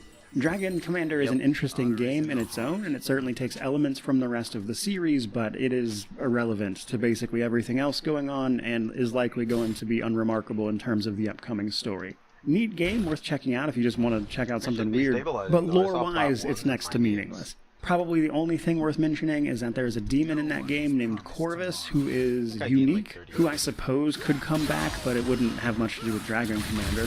And then the other guy is Maxos. Maxos is an extremely old and considered the most powerful wizard around type of guy. Dragon Commander is the only game he is actually in. He is referenced in other games, but that's the only one you actually like physically talk to the guy in. Next up from Dragon Commander, you then have Original Sin 1. Original Sin 1 takes place in 4 AD, so about 8,800 years in the future. who then escaping. Curiously, after he escaped the series, Divine Divinity, as the first game, is both rough in terms of lore and everything, but it's also actually extremely relevant to the story. Lucian the Divine, who's a main character we'll talk about, is who you play canonically in Divine Divinity. You have a choice of several different characters, but canonically you played a male warrior, who then became the Divine as part of Divine Divinity. The Divine meaning that he was chosen and empowered by the 7 gods to lead their will, basically. Again, more on that in a moment, though. Following on from Divine Divinity, we actually have the sequel to that game, Beyond Divinity. Now, a lot happens in between Divine and Beyond. Beyond Divinity takes place in 1238, deals with Lucian's adopted son Damien after he was banished to a plane called Nemesis, and the game is about him escaping. Curiously, after he escapes, never heard from again for a long, long time, until Divinity 2, about 60 years in fact, which is why, after Beyond Divinity, the next game chronologically is Original Sin 2, the most recent game in terms of releases.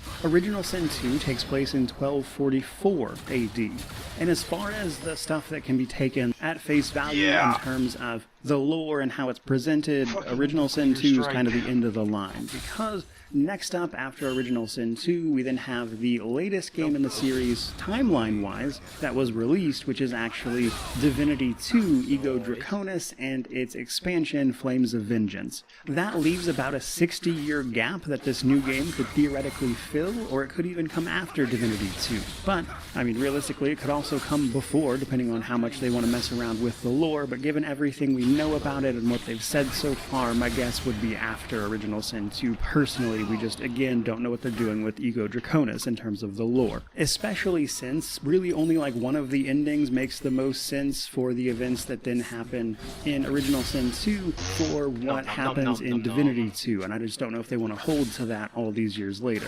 Though it did kind of seem like the canceled game Fallen Heroes was going to go that route, so who knows. It's canceled though, so we can't take that at face value. So that is the rough chronological order of the games, and before we start talking about them individually, we're going to set some things up on a grander scale here. We're going to talk about some cosmic events, the races, the gods that go with them, the gods the game don't really tell you about, some of the lore that comes up with the books, but mostly we're going to keep it to the games because that's the stuff that is most relevant, as we have already discussed. Now, as I get into this next part, remember, there's just not actually answers for a lot of the stuff that you may think of as I'm going through this, so feel free to ask your questions down in the comment section below. I will answer them to the best of my ability, but more often than not, the case is going to be that we just don't know. So let's kick it off. Now, the oldest known races, and thus the stuff we can talk about first in terms of the lore and whatnot, is the dragons and the Eternals. The dragons don't come up too much in the series, they are mostly gone. We get most of the information about the dragons from one in particular, an incredibly old guy, known as Patriarch the Black. We talk to him in Divine Divinity, and we talk to him in Divinity 2, where he gives us some information as well. Now, the information you get from the dragons is important in the sense that the dragons are incredibly ancient compared to the other races, as is typically the case with like fantasy stuff, but they are apparently tied to the creation of the actual world in some mysterious way that is never elaborated upon. Patriarch the Black actually tells you that he is only capable of using lesser languages these days, because if he were to use the languages he actually knew, he would spawn things into existence like new species of flora, that kind of thing. Dragons, and their only like once mentioned associated god, Ouroboros, don't see a lot of screen time, so you can mostly disregard them, but just interesting tidbits. Realistically, when we're talking about the broader lore of the game itself, you probably want to focus on the Eternals, because these guys were a problem. So, as is established in Original Sin 2, the Eternals kind of indirectly kicked off the events of everything else that happens, and this is because one of their number, Fane, the origin character from Original Sin 2 in particular, discovered what they called the Veil. The Veil is a giant, barrier of soul energy. It's made out of Source, which is, again, like soul energy, life energy. It's always been a little vague how they've described it, but basically people gather it as they live, and for a long time, the gods would eat it when they die, feeding them. But the question then is, who are those gods and where do they come from? Well, they were the Eternals. One of the proposed original sins of the Original Sin 1 and 2 games is the fact that Fane, the scholar, and his eternal buddies discovered the Veil and then immediately turned on each other. In particular, the seven gods, as they are known, which is a bit of a misnomer. There are more, and we're about to get into that. But the seven, after learning about the source and the veil and the great power that it held, seized its power for their own, and they cast out the God King, the leader of the Eternals, and all of the other Eternals out into the void, the thing beyond the veil. We later learned that that was not the end of them through the events of Original Sin 2 as well. We'll circle back around to that soon enough. But having done this, seized all of this godlike power for themselves, kicked out their enemies, the seven got to work, and they started creating the other races in their images. This is where we get the standard races of the game. Now, there is, typically speaking, in the Divinity universe, one god associated with one race, though it gets a little weird fast. So you've got humans, dwarves, elves, lizards, imps, and orcs. Those are the biggest ones that each have an associated god, but then it starts getting a tiny bit strange. So we actually have that seventh god, because if you counted, I only mentioned 6 races there. The seventh god, Amadia, is the goddess of wizards. Wizards in Divinity are strange. We only meet a couple of them, Maxos, Zandalore, and Arhu, but they are usually considered like a race unto themselves in some way, and they tend to be way more powerful than your average analog of whatever their race actually is. I've actually made videos on each of them individually if you're curious, but for now we're going to keep it moving. All of that said though, a couple other oddities to mention. You can play the undead in Original Sin 2. The undead do not have an associated deity really, they're just kind of a fact of life. There's even a nation of them in Dragon Commander. Now in Original Sin 2, a lot of the undead are associated with the Sworn, which are people who were raised into undeath by the God King. But beyond that, they're not really associated with a deity or entity of any sort, they're just undead.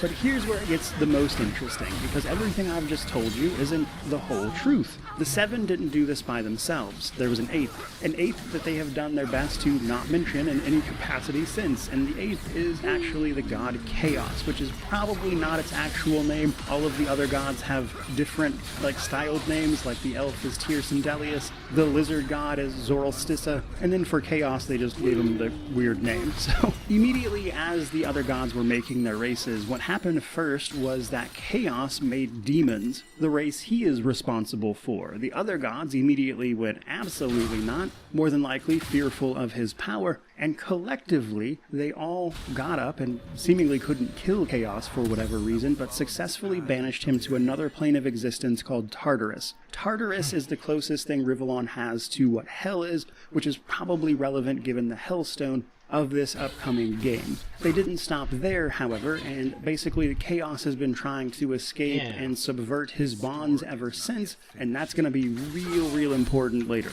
Because while Chaos seems well and truly locked into Tartarus, his demons are a different story. There are ways and means through which they can reach other planes, and he uses them to, of course, try to further his own ends, and the gods, at least at the height of their power, were pretty good at keeping this from happening. So that's kind of the basic structure that you need to know going into this. That's like the foundation of how the universe was set up and how it works. However, I mentioned those weren't the other gods, and truth be told, they might retcon every single one of these. These guys aren't really mentioned in Divinity Original Sin 1 or 2 in much of any capacity, and so you have to take all of them with a grain of salt. Outside of probably Astarte. So Astarte is the goddess of Source, the powerful life energy that everybody's using as a whole. She is the goddess of it. She plays a central role in Original Sin 1 and is probably the only one of these gods that can be taken as canon. All of the others, it's touch and go, but there are several other mentioned. As I've already mentioned, Ouroboros, the god of the dragons. We actually see Dragon Knights, and Dragon Knights are the chosen servants of actual dragons. They are granted a bunch of power, one of which is to turn into a dragon, but it's not a true dragon, mind you. And we see Dragon Knights like Slain in Original Sin 2, and if everything holds, they got their power from actual dragons, because that's how that's supposed to work. Dragons are even mentioned directly, as I mentioned earlier, in the Red Prince's origin story, so dragons are around, but whether or not their god, Ouroboros, is still canon that we learned about from Patriarch the Black, who knows? Another really interesting one that only comes up in Beyond Divinity and was then never mentioned again. Beyond Divinity takes place in Nemesis. You learn about the plane of Nemesis, which is an important place actually, mostly in this game game and a book that preceded it, but the demons, trying to escape Tartarus, invaded Nemesis and just successfully took it over. It's what they would like to do to Rivellon, and so Nemesis is also associated with the demons because they control it. However, it wasn't theirs to begin with. There was another race that occupied it called the Renari. These guys have not been mentioned since, but Nemesis has. So Nemesis exists, we just don't know if the Renari are actually like canonically residents there. The Renari had a god named Ron, which is R-A-A-N, but yes, also just sounds like the name Ron.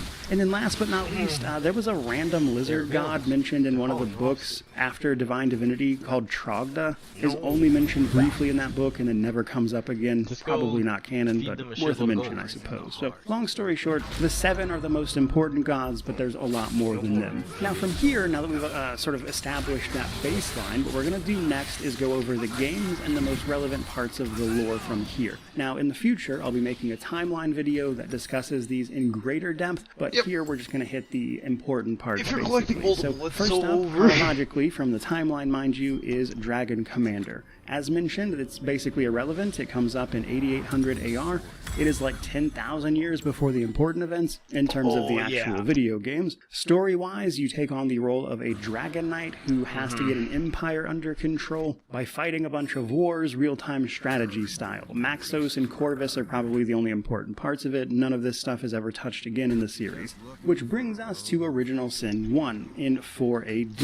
As I mentioned, this game is a little more allegorical in its approach to storytelling. It tells the tale of 2 source hunters, people who are dedicated to tracking down people who have been misusing Source and its powers in order to kill them. These people are later called sorcerers because they are misusing the power they've been given. That's actually an important point that comes up later a lot more in Original Sin 2. Basically, something that was actually established in the very first game they ever made, Divine Divinity, but then wasn't made use of until later, is that Source has become corrupted. It's a huge part of the games. But even in the very first game, in the very first village you start with, they mention that Source used to be this power that they could tap into for great healing, but it's become corrupted in recent years.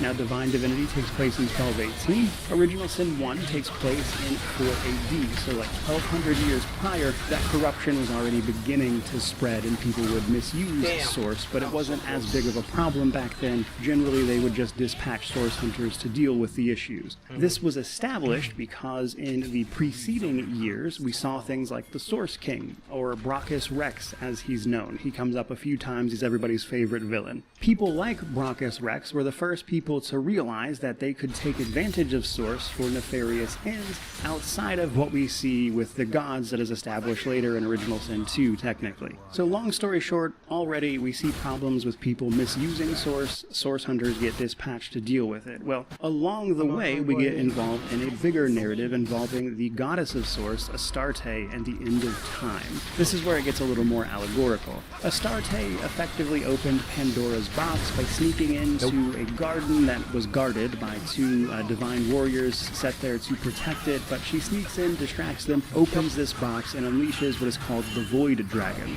The goal of Original Sin 1 is to put this thing down because at the end of time, in the far future, the Void Dragon is meant to end all of the world, and your job is to, not let that happen, and there's like some time jumping around, that kind of thing. It gets a little all over the place. And the weird thing is, the Void Dragon just doesn't come up again. Neither does Astarte really. She gets a brief mention in Original Sin 2, there's some references to her, but she doesn't come up again in a meaningful way in Original Sin 2. And so the Void Dragon, which is obviously connected to the Void that the Eternals were thrown into, there kind of sadly just isn't really more information on.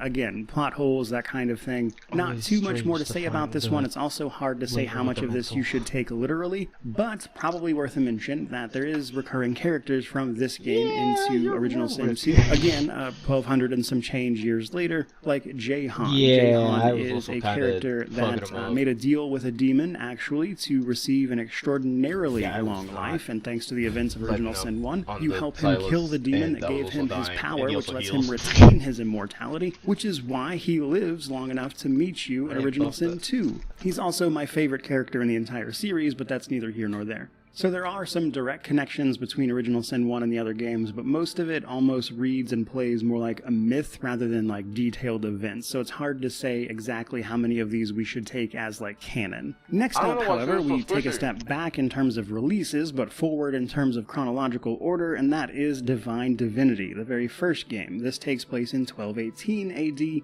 and as mentioned, tells the story of Lucian the Divine before they became the Divine. Canonically, this is the journey you go on to become the Divine, so some of the lore concepts here aren't entirely fleshed out. It's also not the Original Sin 1 and 2 games, so it's hard to say how much of this really matters outside of the stuff that is then later confirmed in those games, but nonetheless, there is some stuff that we know happened because it is mentioned in the Original Sin games, and it wouldn't make any sense unless these things happened, so there is that. Basically, outside of becoming the Divine, the story of Divine Divinity is about the Sword of Lies, and by the way, speaking of the Sword of Lies, you may notice that a lot of the Divinity games have weird names, and you can thank Larian's publisher at the time for that, because Divine Divinity was initially supposed to be named Divinity Sword of Lies, which would have made more sense, but basically, in the last 1200 years since Original Sin 1 and Divine Divinity, demons have been trying to get in. Wars with demons have been fought. They have been pushed back. One such battle involved a sword called the Sword of Lies. This is a weapon that was wielded by one of the demons of the invasion, the Demon of Lies if you'd believe it, but there's a catch to the sword. The sword was imbued with a fragment of the power from the god Chaos himself. So what Lucian actually winds up thwarting here is the plans for Chaos to manifest himself outside of Tartarus, thus escaping his bond so he can fight the gods again. I mean, so far everything League's done has been a never-ending cycle. A horrifying balancing act that has never gone well. Oh, for fuck's sake. Death is like the wind, always by my side.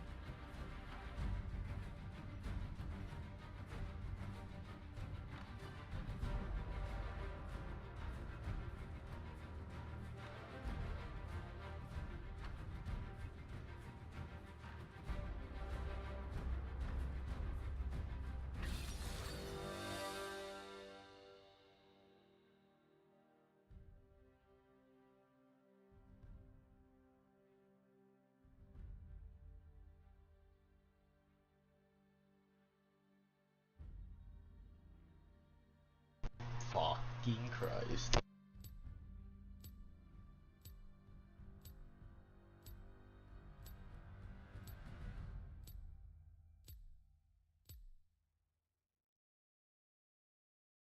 Cause I fucking left. Yeah, cause I fucking left to go fucking do something. I had no idea we would have fucking quad ignite. Holy shit, that's horrible. What the fuck? I should have expected it to be on the jungler TBH, but... Well, yeah, I still expected my top laner to take it, so I wouldn't have to.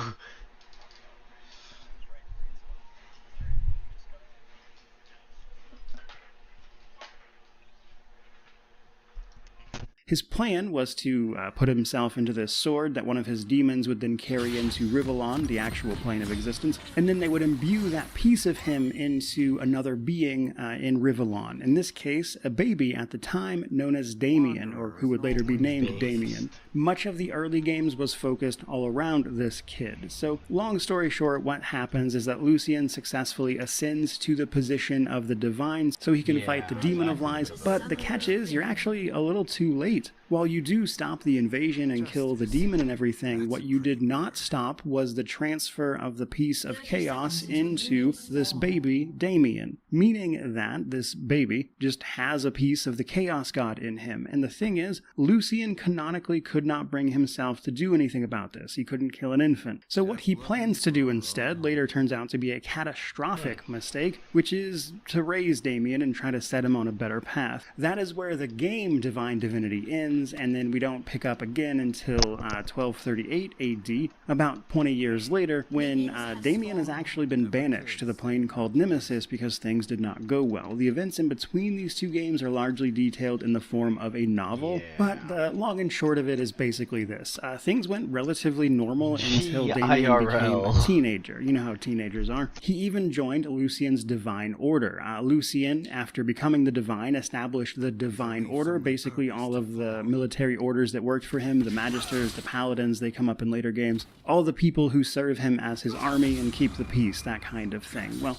Damien joined up with the Divine Order to become a warrior. He's been taught spells, he's got a natural affinity for magic, that kind of thing, but things get complicated when he meets a girl named Yagurna. Initially, this is fine, but cut to the chase, it turns out that Yagurna is actually a member of the Black Ring. The Black Ring is a sect of people who has served demons and the Chaos God since long before Damien came around, but they did help facilitate him becoming what he is, though. The Black Ring serves Damien, always, even now when he didn't know who he was, and so Yagurna, being a member of the Black Ring, basically shows Damien who he really is and what he's capable of, and after Lucian steps in to try to solve this with violence, as is his usual note, it doesn't go well and it leads to a war between Lucian and his son Damien, the Damned One, versus Lucian, the Divine One.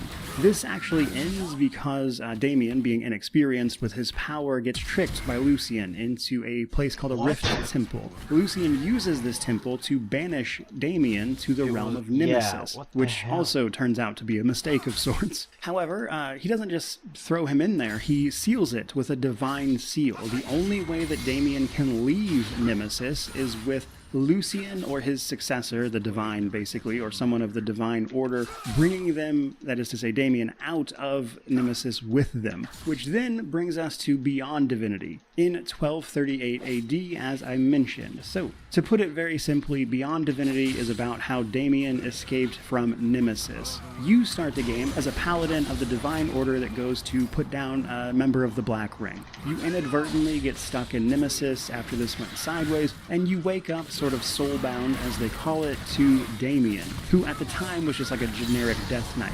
To you, the Paladin, anyway. And Beyond Divinity has you, the Paladin, and who turns out to be Damien, fighting your way through Nemesis, basically tricking you, because if you remember what I said, Damien could only leave if he does so with the company of a member of the Divine Order, or like Lucian himself. So the entirety of Beyond Divinity is the journey that you as a Paladin go on to help Damien escape inadvertently from Nemesis because he tricks you. That's the whole point of that game. But it gets a little more complicated. In reward for your inadvertent service, Damien just lets the Paladin involved go. Nobody knows what happened to that Paladin. He disappeared after this. Which I mentioned because if they wanted to get crafty, they could bring that guy back in some capacity. I think that would be cool. But also, the thing is, Damien also disappears after this. You see, you may think he might immediately get up to no good or something, but after escaping from Nemesis, the dude just vanishes. And Lucian has been so embroiled in everything else going on in the events of Original Sin 2 that he either didn't notice or didn't care. And by the way, pretty much all of this is directly mentioned in Original Sin 2. There are references to the God King, the Chaos God, Damien himself, so all of this should be canon for all intents and purposes. So Damien escapes, he just disappears. We don't hear from him again until Divinity 2, which, as I've already mentioned several times, is questionable in terms of its canonicity, let's say.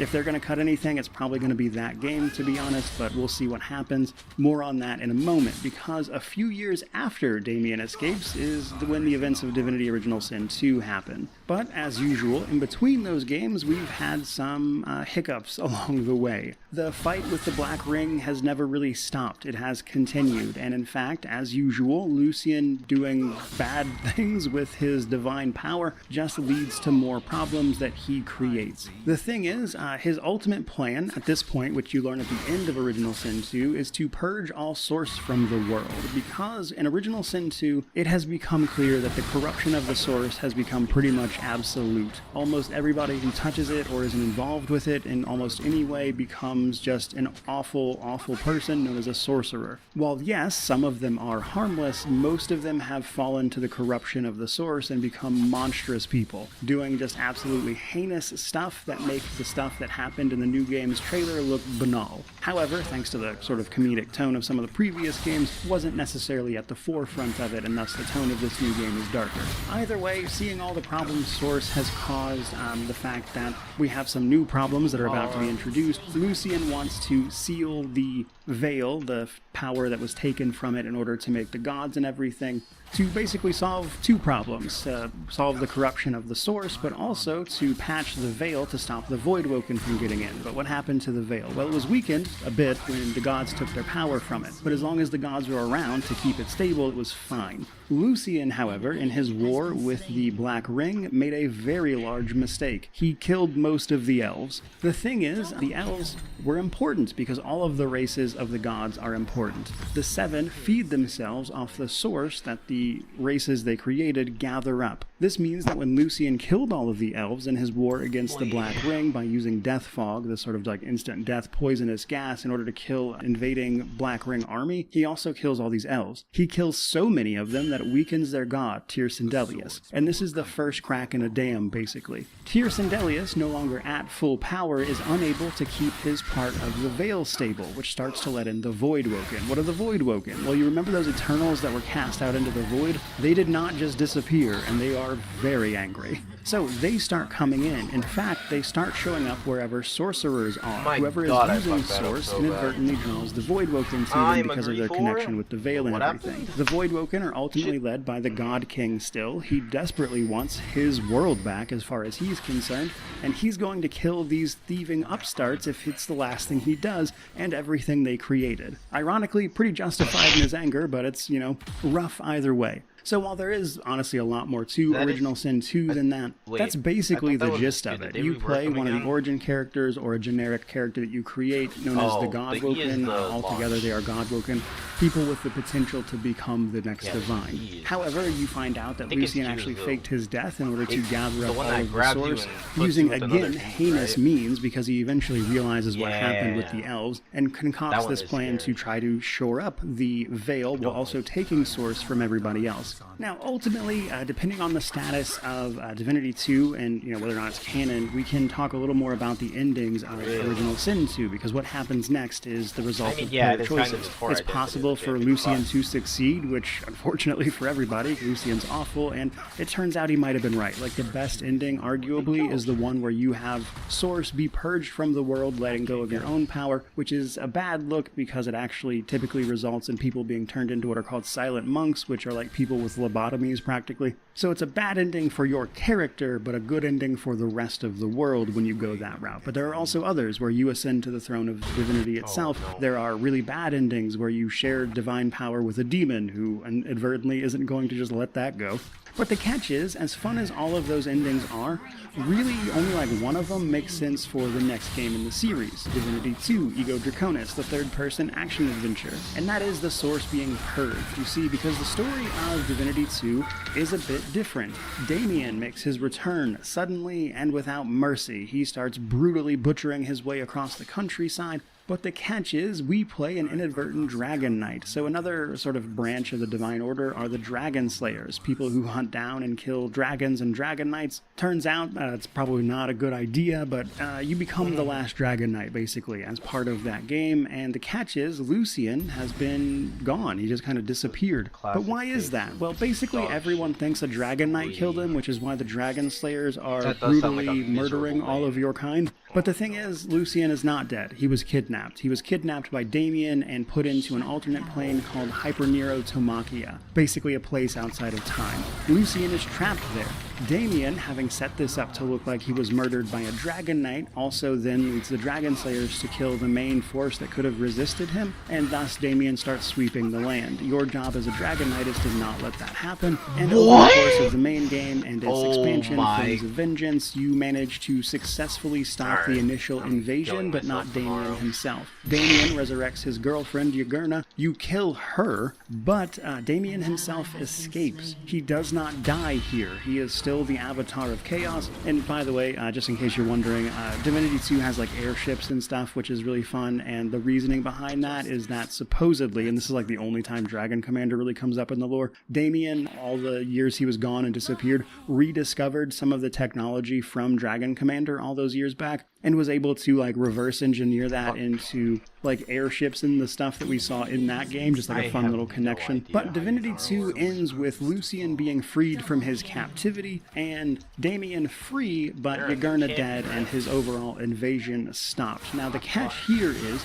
the only sort of place that makes sense is if all of the Source got purged in Original Sin 2, because that would actually weaken Lucian. He would be a false divine at that point. And Damien being able to so easily capture him and fake his death and just take him out of the picture makes a lot more sense in that regard, because then you're left with the Dragon Knights, whose main source of power was the ancient dragons who rivaled the gods in power anyway, and so their Dragon Knights are extremely powerful, probably more powerful than the Divine himself at this point. And while yes, Lucian is still an old veteran warrior who could probably hold his own, he is no longer the Divine, most likely, in Divinity 2, but that's just speculation, because we don't actually know what the canon ending of that is, or the canonical status of the Dragon Knight saga. Which brings us to the fun part, good old-fashioned speculation. So, Divinity 2, that I was just talking about, took place in 1300 AD, about 60 years or so after the events of Divinity Original Sin 2. Fast forward to today, where we then have the announcement of this new game, and the press release that says Divinity Original Sin 1 and 2 are the most relevant to this game that is being released, and suddenly we've got some things to talk about, but it absolutely must be said, all of this is speculation. I do not have an answer here. The only people that know this right now are Larian. So from here, I'm going to talk about everything else that this could be, or at least the stuff that makes the most sense to me, I suppose. So from the trailer and everything, we also hear that the gods have gone silent, which makes sense. They all died in Divinity Original Sin 2. That is to say, the 7 gods died in Divinity Original Sin 2. You kill them as part of that game, in fact, in an incredibly weakened state, mind you, so they're not at full power, but they die.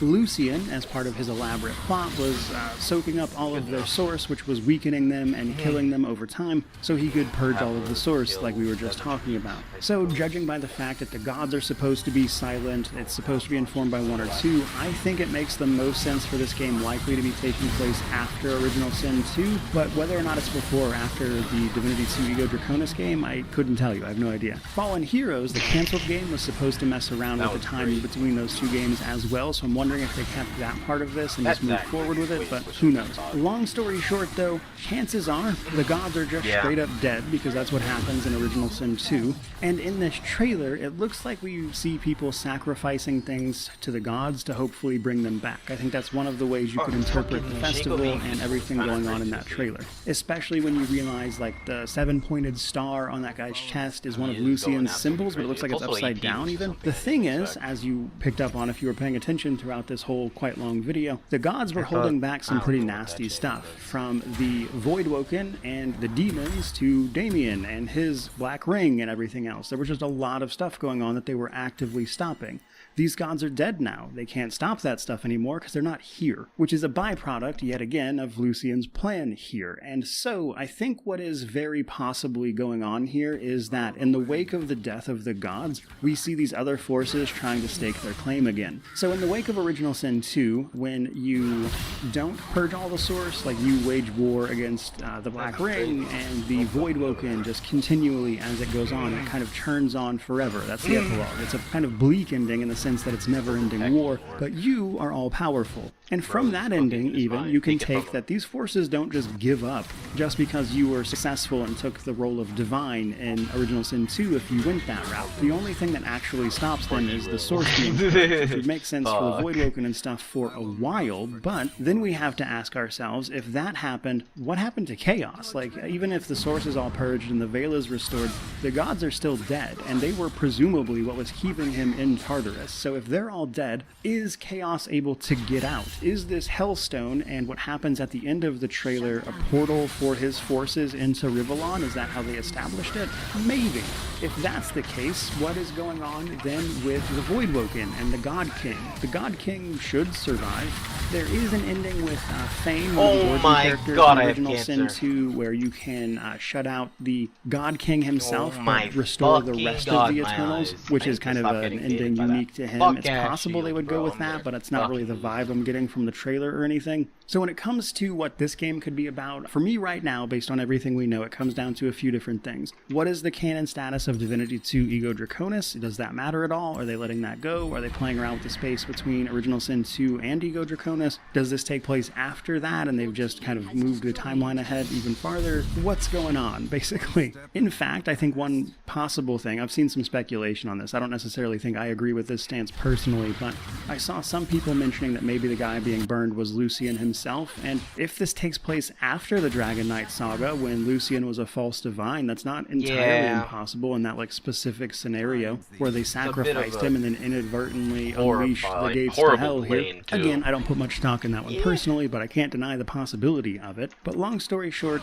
depending on a bunch of different factors on the route they decide to go with in terms of the ending for Original Sin 2 and the canon status of Divinity 2, to me it kind of looks like some of these forces that the gods were holding back are making their return. Looks to me to be demonic in nature, so my bet would be Chaos, the demons, and Damien himself, but also can't deny the possibility of the Voidwoken and the God King, as they were never explicitly dealt with in Original Sin 2 either, but again, just from the trailer and stuff, it looks more demonic than Voidwoken to me, so I'm inclined to go that route. But here's the catch. That's just what they could do with the established stuff, and as I mentioned at the very beginning of this video, the canon status of all these games is questionable at best, and they like to be flexible and move things around as needed. So I think there is a very, very real possibility that they either institute new stuff, come up with new threats, new problems, new lore arising from whatever they are working on, or they might just retcon some stuff and take it in an entirely new direction. I can't discount that possibility either. But to me, kind of laying it all out, those are kind of where I'm at with all of this. That kind of looks to be the general scope of it. Now there's some other minor stuff that this video doesn't cover, to be honest, like the fact that orcs are in the trailer that I mentioned in my initial video.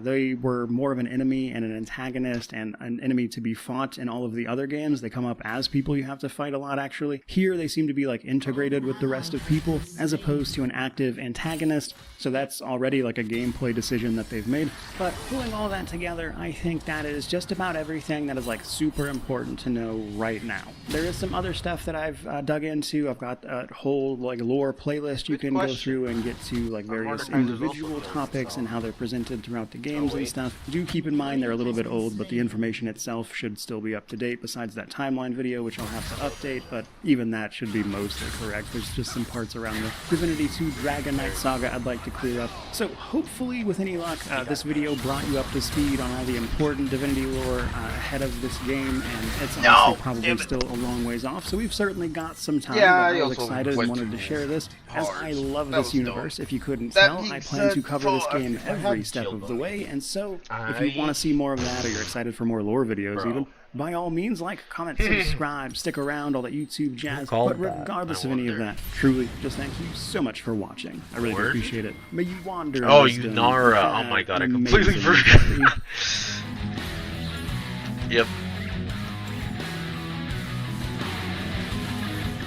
Oh shit.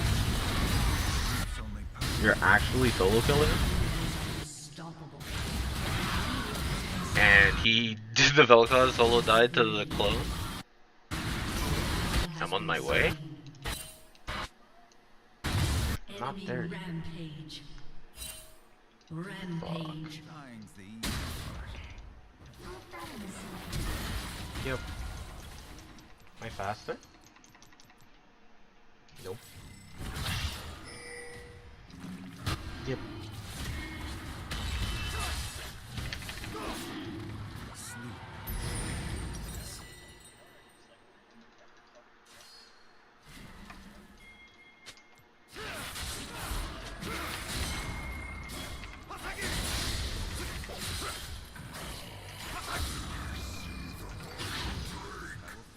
Until the end.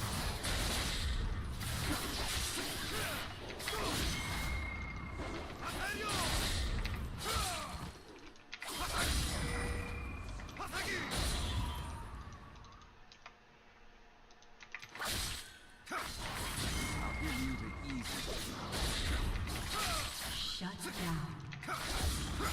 Nope. It was his time.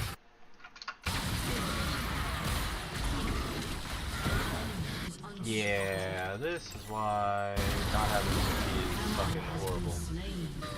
Enemy double kill. Double kill.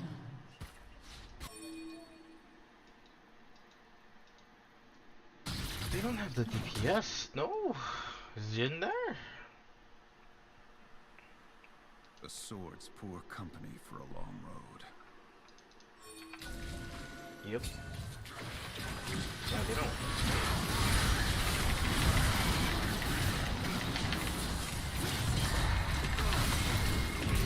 Fuck! I should have killed the Jin.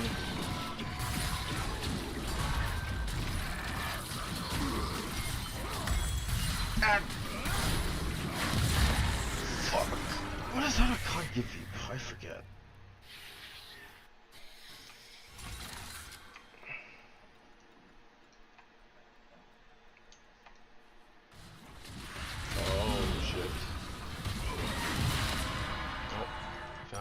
Fucking homeboy again. An enemy has been slain. This story is Fucking not yet whack. finished.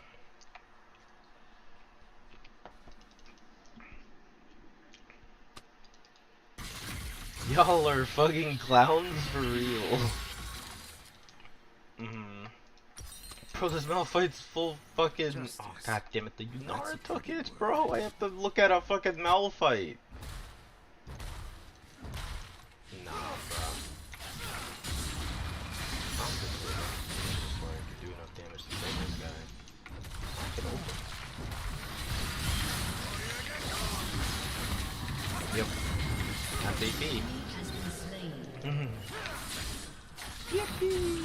For some reason he's full fucking armor despite being against the Mordekaiser. Like, what is he smoking? I will not forget who I am. Trying to An ally get has clips been for his slain. highlight reel.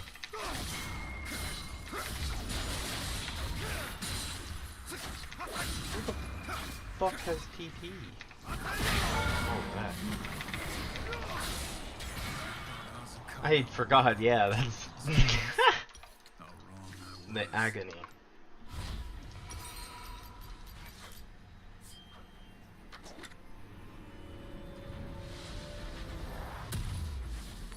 Enemy killing spree.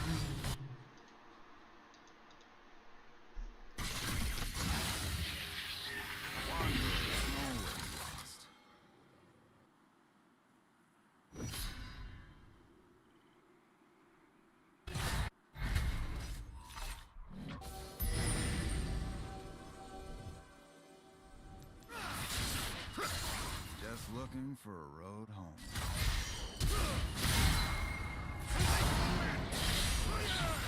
Slain an enemy.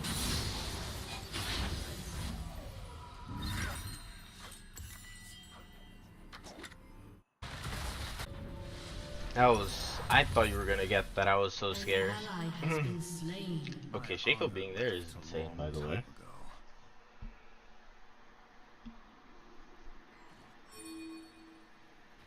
Your turret has been destroyed.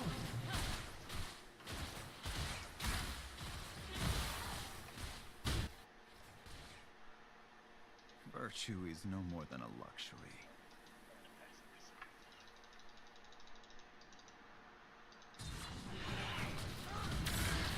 Yeah, he's been low key. An ally has I been don't have a slain. thing.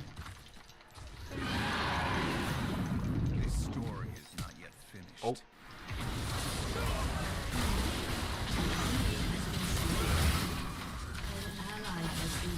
I made more. Let's take it one. No. God damn it.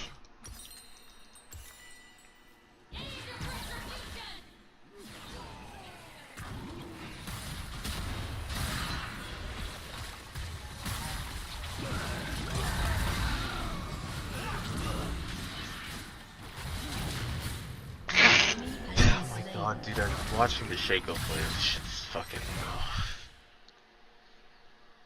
I mean, at least they don't get the. Oh. Yeah, no, there's no universe that you get this. This is so illegal.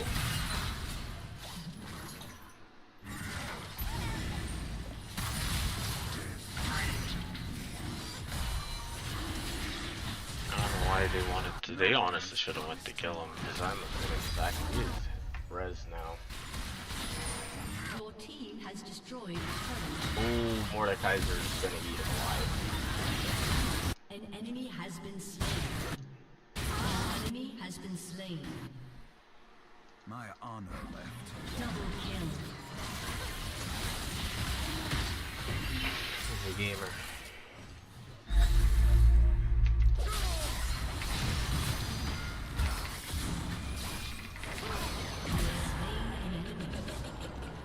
I alone decide my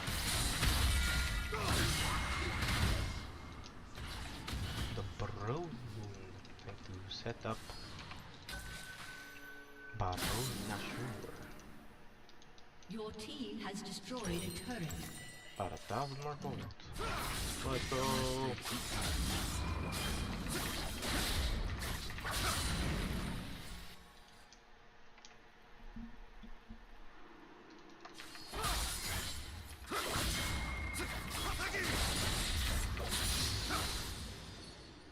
justice. That's a pretty word.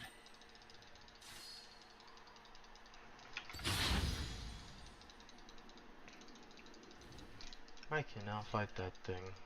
Yeah. I have taken them. Dying's the easy part. Who ate all the jungle camps?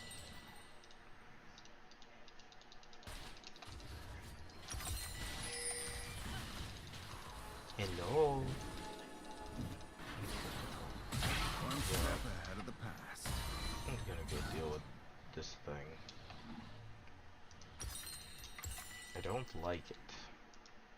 It's annoying how it punishes me for dashing.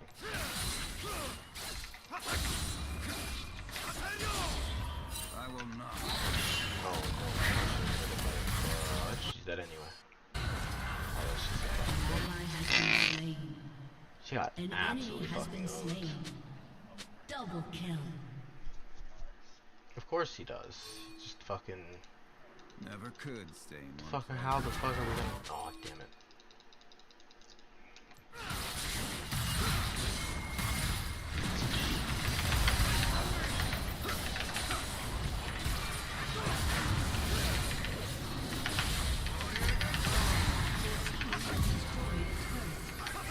You have slain an enemy.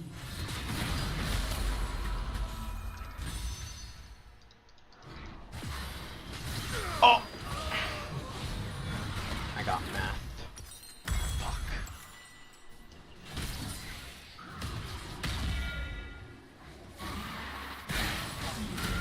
Oh no.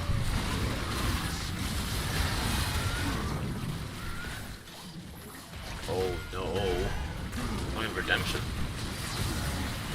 Oh no. Oh, it's a nightmare. Shut down. He dies for his sins, and you might die for yours. Do you have movies? What do you have? You have Swifties. Flay him! You can flay him out of it.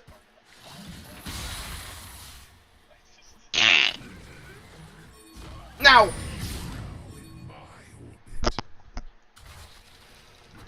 Just looking. A little further down. Do you have it?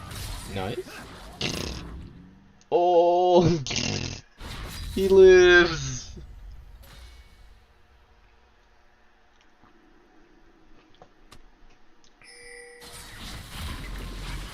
Why are we Follow doing this this? path until the end.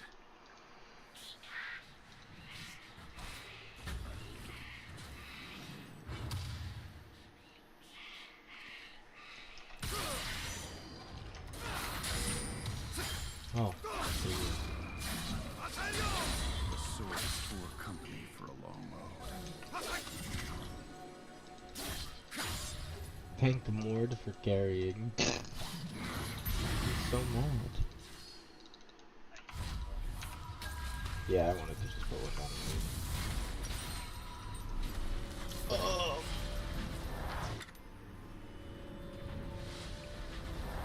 This blade never gets any lighter.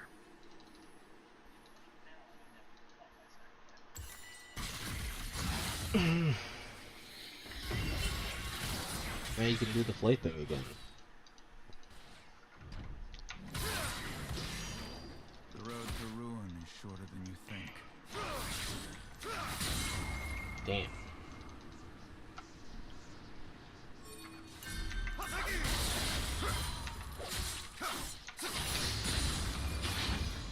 Death. Honor is in the heart, not the name.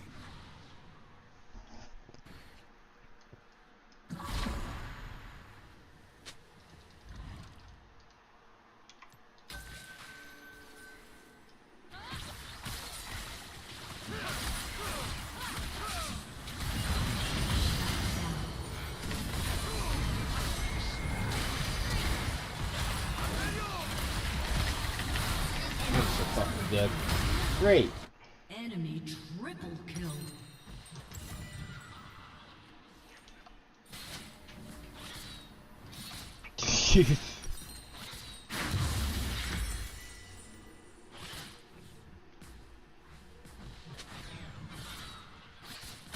Your team has destroyed a turret.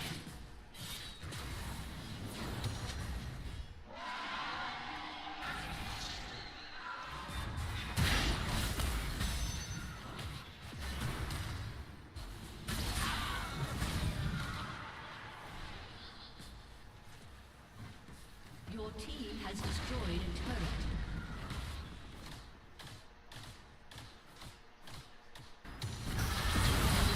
No.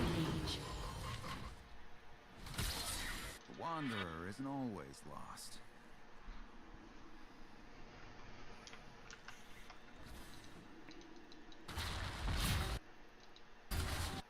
I am on my way. However, I don't know if I'll make it. Sleep is for the guilty.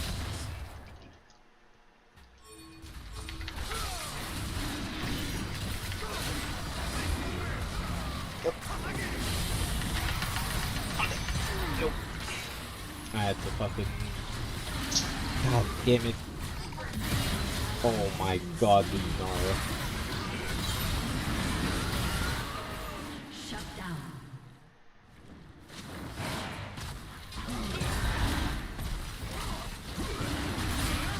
Nope.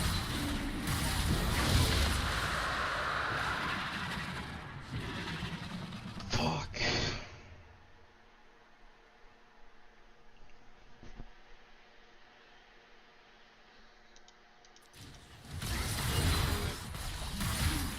Oh no. He is unstoppable.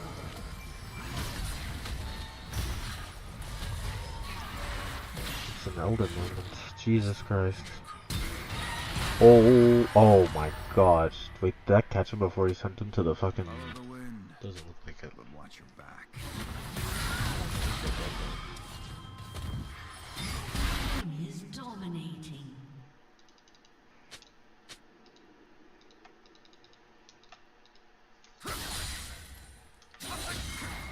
No more running.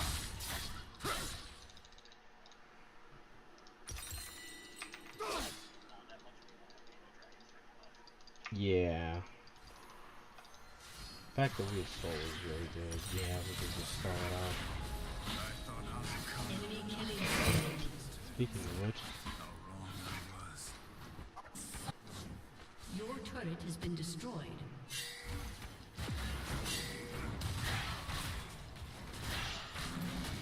Your turret has been destroyed. destroyed.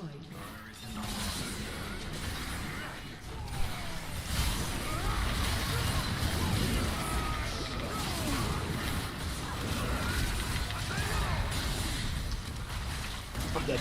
Goodbye. Oh! Your turret has been destroyed. We're so back.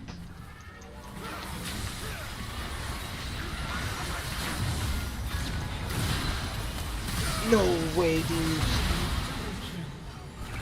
I can't believe the Jin fucking got out.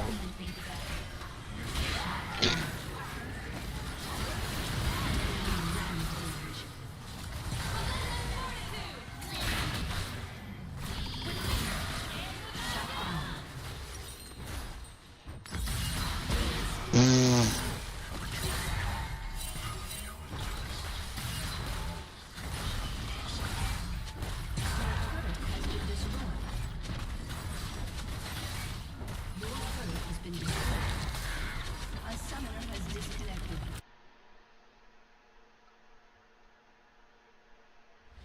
I griefed it a couple times, but good lord, the Yunara mental boom so hard. Nope. Dude, I need to get better at the fucking Otacon not being there when it at like specific places. I get so tripped up when suddenly it's top lane. Hello, bunny. What do you do?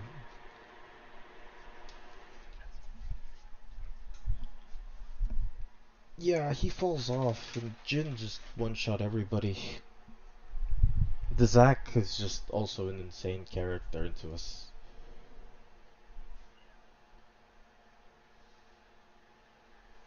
Okay.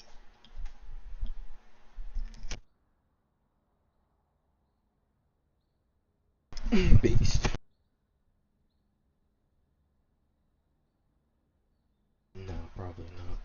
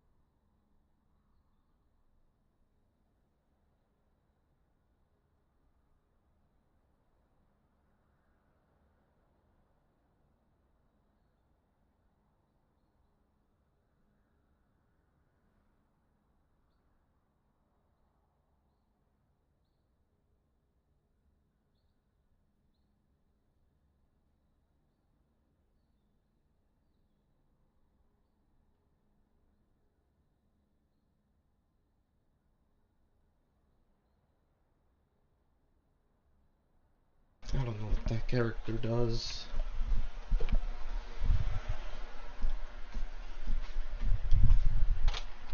They look short range.